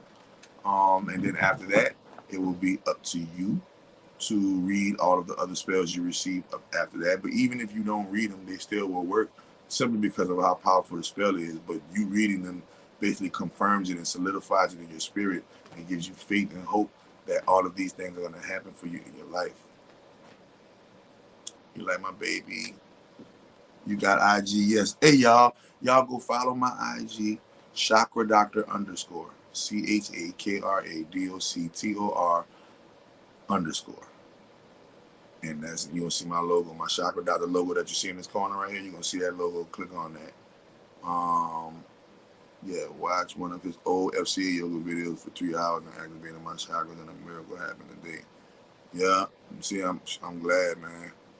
I'm glad, no lie, it worked. I literally had no way in getting my bill paid and money come out of nowhere, but it happened naturally. So now I'm about to get into the new FCA yoga, and she ain't even getting to the money magic yet. Keisha Sherelle said you did FCA yoga and got money. Watch when you get that fucking actual money magic, activating the money within all 29 chakras. It's definitely going to be something. I'm gonna check your website out when you get offline. Yeah, man, go check me out. Everything is in the link in the description. My website, all the links to my website. You know, so it's just a roadmap. It's just a roadmap. My baby, my dad is really a roadmap. So look at y'all. My child is a free birth child, right? I'm gonna show y'all how to do this, son. So my baby is a freeborn baby. Right, and I'm gonna stand up right quick. Look at my baby, is a freeborn baby. Say, hey, baby, she sleep right now. Hey, baby, right? And this is her bowl. Wait a minute. Why? Why is her bowl? Because that line you see right there, That is her. That is her umbilical cord line withering away. Her umbilical cord is naturally withering away, and it's in this bowl. The placenta, as well as the water bag. A unique situation happened with my wife, and her water bag came out almost fully intact. And literally, so my child's umbilical cord is naturally falling off, and I invoke the rights of natural law. I invoke the rights of natural law. I repeat, I invoke the rights of natural law, the law of the universe, which supersedes maritime law and supersedes the law of the land, also superseding any rogue laws that are being implemented into this third dimension. I enact and I invoke the natural law, which is the universal code and the universal law. As I walk around, and I am able to do this as I walk around with source God codes. Source God codes are literally algorithms that are able to access the God DNA within the human genome. And this is a marking of who I am, and this is why they can't touch me even if they wanted to, and this is why she will never have a social security number or a birth certificate, and they can't do shit about that because I invoke natural law, and I am a high magician and sorcerer. And so she is property of by FCA Inc., the corporation, not the corporation of the United States of America.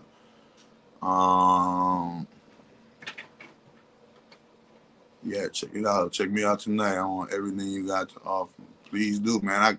Man, listen, come to my boot camp. I want everything you have to offer. You want everything to offer? Come to my damn boot camp. My boot camp, my 1 week boot camp after my wife healed up. My next available boot camp, people, y'all come on through, and I'm gonna show y'all. My boot camp is called CDPP, the Chakra Doctor Positive Penitentiary, and I created the environment that helped me ascend into Christ consciousness. I recreated that environment, but on a way more positive scale, and it's a wonderful program. So call and find out. No phones, no none of that, and it's all practices invented by me. This is not nobody else involved with this but you and I. 1 week, and 1 week 7 days, $1,500, and I guarantee you, the 1 week you spend with me is going to completely change your life forever in 33 months or less. Completely change your life for the positive and fill your life with so much positivity, you're not going to even know what to do with it. And you're going to be where you need to be in 33 months or less, period. After 1 week with me, I open up your light codes and activate all of your magical God source codes, and nature will let the seeds grow on their own and and put you in the most highest positive spiritual state and the most highest positive spiritual space that you are eligible for at the time that you are doing whatever you're doing. Thank you. That's my baby. That's my baby. That's daddy baby. She's so beautiful. She's so beautiful. That daddy baby. That daddy baby. She's so beautiful. She's so beautiful. That's my baby. That's my baby. That's my everything. That's my I kill your whole family for her right here thing, you know. You feel me? You are amazing. You go there. Thank you. You can you add me on this call? I have a question. Yo, I just had a little one. I just had a little one in June. However, the doc was all in the placenta after her birth. Oh wow, girl, how long is the boot camp program? Yeah, my boot camp program it starts at 1 week and it culminates at 1 month. It starts at 1 week and it culminates at 1 month. That's how long the boot camp. It starts at 1 week and it culminates at 1 month. It's so wonderful, and she's so well mannered. I program my baby in the womb with positive affirmations, positive Hertz frequency, and all kind of sorts of positive things that just completely got her zen mode, bro. She is so zen. She's just awesome. She's just awesome, man. And her little umbilical cord is just withering away. And it's just withering away, and it's gonna naturally fall off. And then I'm gonna take the placenta, and I'm gonna take. It's already dressed with herbs and spices and everything nice. And I'm gonna take the placenta in that water bag. And my next spell, the fire for my next spell is gonna be lit in a motherfucker, Gina. Lit in the mug, Gina. It's gonna be lit in the mug. I'm telling you, y'all better pay attention to the news.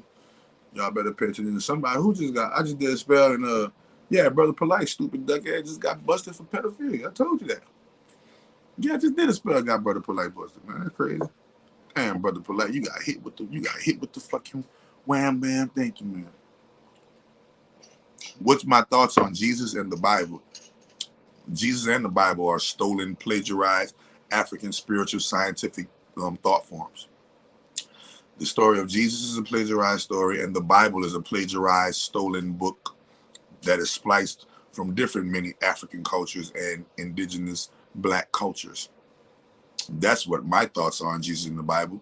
Jesus is, the letter J is only 450 years old, so that ain't nothing but Zeus, Jesus, the Greeks and them, and the Romans or whoever them. And then the Bible, Helios Biblos, means sun book. It's a book of the sun, and it shows you that it's a book of the sun because after every prayer, they pay homage to the sun by saying, let the church say, amen. They're talking about amen Ra. So the church and the hoteps are one and the same. They all know it. They all with the shits. Everybody with the shits, bro. And they all with the fraternities. And they all with the sororities. And they all with the fucking go along to get along gang rainbow booty boys. They all let the rainbow booty boys pay them money and to look the other way. They all let the rainbow booty boys. They just let the rainbow booty boys run their life. And they already know the rainbow booty boys know I'm already here. I'm going to cash that check and I'm going to fuck over any one of them that has anything to do with the motherfucking going against of the great grand holy mother of all divinity. Did you see how the damn...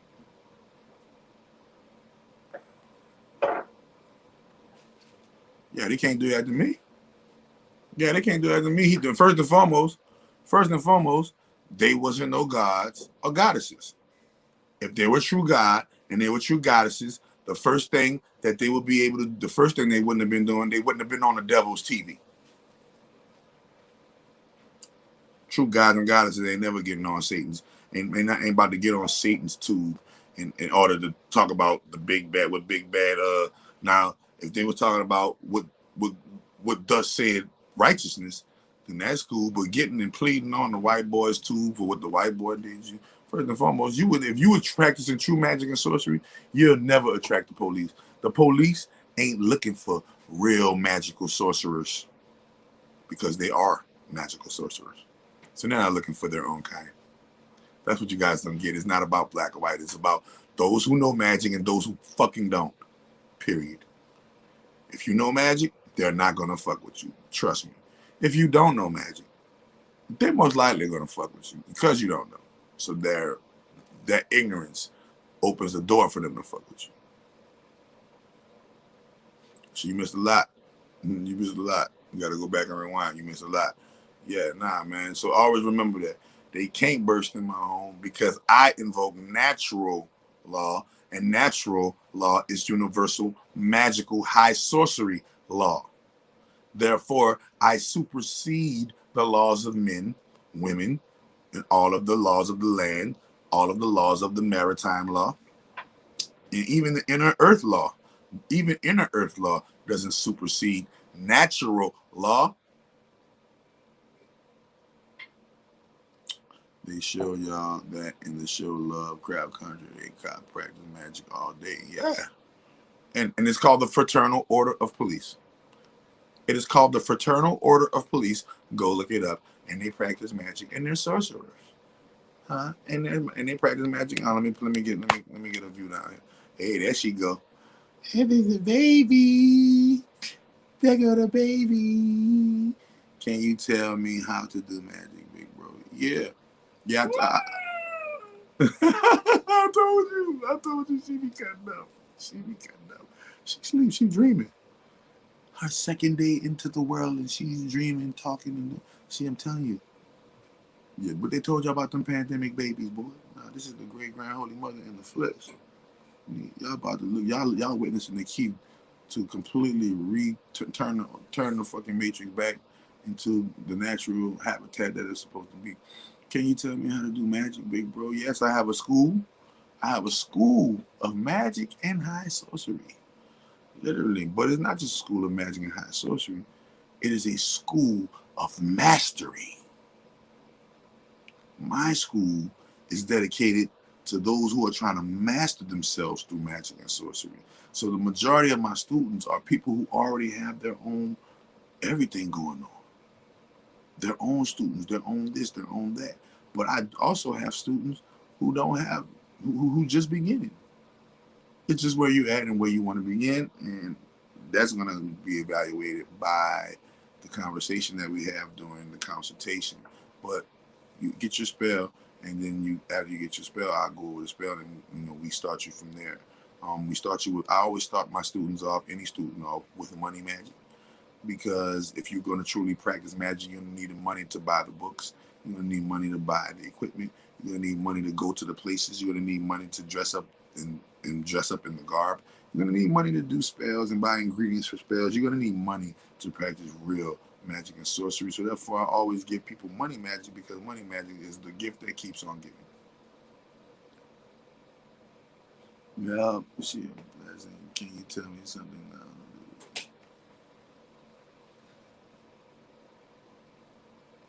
Can I? No, I can't. This is can I? Can you tell me something now? No disrespect. No, I can't tell you nothing now. I've been telling people something now for damn. I'm about to be at my 3-hour mark. So I've been telling people something and showing people the magic like from the jump. Like, I'm telling you something now. Can you tell me something now? I am telling you something now. What the fuck you mean? What do you want to know? Now that's something different. But me telling you something now, I am telling you something now. Now, if you want to know something, ask the question, be direct, put an address on it, and then I'll let you know. I didn't eat nothing. I fasted in jail. I didn't eat shit. I fasted in jail to activate. I activated my chakras in jail because I was on a fast. And that fast was a wonderful fucking fast. And it is the fast that jump-started the health mission in my life. Thank you. Book recommendations on magic. Ooh, Lord. Book recommendations on magic. Man, that's the thing. Follow your intuition when it comes to that. I don't have specific book recommendations on magic because I'm a master sorcerer and I create my own books. So I don't have no point of reference. I create my own magic. When I bought other books of magic, I don't use it for that author's philosophy on magic or their way on magic or follow their rules. I only use the books to extract the magical sigils and the Hebrew, because that is the key to the magic. The sigils, the Hebrew, yes, the meaning the pictures, and the Hebrew and ancient word of the Enochian, all of these different ancient texts, the gematria, all of these different ancient texts. But I do not get the books to read that magician's opinion, because I am way greater than the magician that I'm extracting that from. I'm just extracting this from your magical system, basically the equivalent of me acquiring that magical power without ever having to meet him in life. How to use magic on Amazon? Yeah, how to use magic? Go to Amazon and look up magic books. They got plenty of magical books on Amazon, and you can start your quest there. You can start your quest with Chakra Doctor, whatever. If you're just trying to start somewhere, do something with yourself. That's what's up, rich, powerful leader.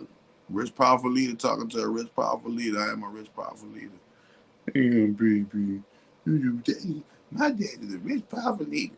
And one day, I'm gonna be running it. I'm gonna be running it. Ooh. She a superstar, y'all. She a superstar. She's a supernova. So, yeah, man, this is a wonderful, wonderful, wonderful, wonderful live. Emerald Gold. I'm celebrating my baby Emerald Gold. We're gonna take one more sip for the Emerald Gold. And yeah, and look at she just out, y'all. She's just been asleep ever since she came into the world. That's her favorite thing. Her favorite position is I'm sleepy. So fuck with me, and next time we're gonna be getting it in. We're gonna be getting it in with I'm gonna be getting it in tomorrow with the Wayne McClain TV. Y'all tune in tomorrow and meet our their evil magicians in local areas because yes, of course, they're evil magicians ever. There are more evil magicians in the game. There are way more evil magicians in the game than good ones. If you can do an evil magician to good magician ratio, it'll be evil magicians 10. For every 10 evil magicians, for every 10 magicians, 9 of them evil, 1 of them good. 9-1. The evil magician outnumber we good magicians 9-1. But guess what? Do you know that a positive charge holds 10 times more energy than a negative charge? So they have to outnumber 9-1 because then it wouldn't be a fight.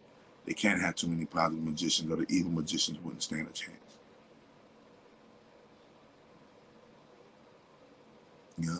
So in the end, when it's all said and done, when her umbilical cord dissolves off of her belly button, then I'll be able to hold her up, and hopefully she'll be up looking at the camera like, "What's happening? It's Great Mother in the hills, Great Mother in the hills."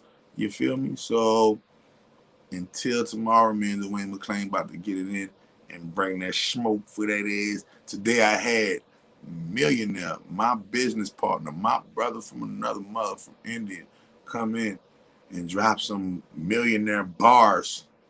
And I'm gonna have him coming in like once a month, dropping those millionaire bars, giving you guys the secret to this game from the millionaire perspective. When I become a millionaire, my millionaire bars are gonna be different. I'm gonna be on them. When my millions come, it's gonna be big. Come get this money magic. I'm gonna be like the rapper. Yeah, tell them, baby. I'm gonna be like the rapper with the phone, with the big old thing of money in my ear. I can go do that right now if I wanted to, but why not? I don't want to do that unless I'm a millionaire, right? Have that big old $250,000 thing on the thing, like I'm talking on the phone, talking about, yeah, come get your money magic. Chakra Doctor, home of the money magic and miracle food. How can I help you? Yeah, I like to do a money magic, but yeah, showing y'all what money magic can do. Peace, my friend. Peace, y'all. Love y'all. Till tomorrow. Peace.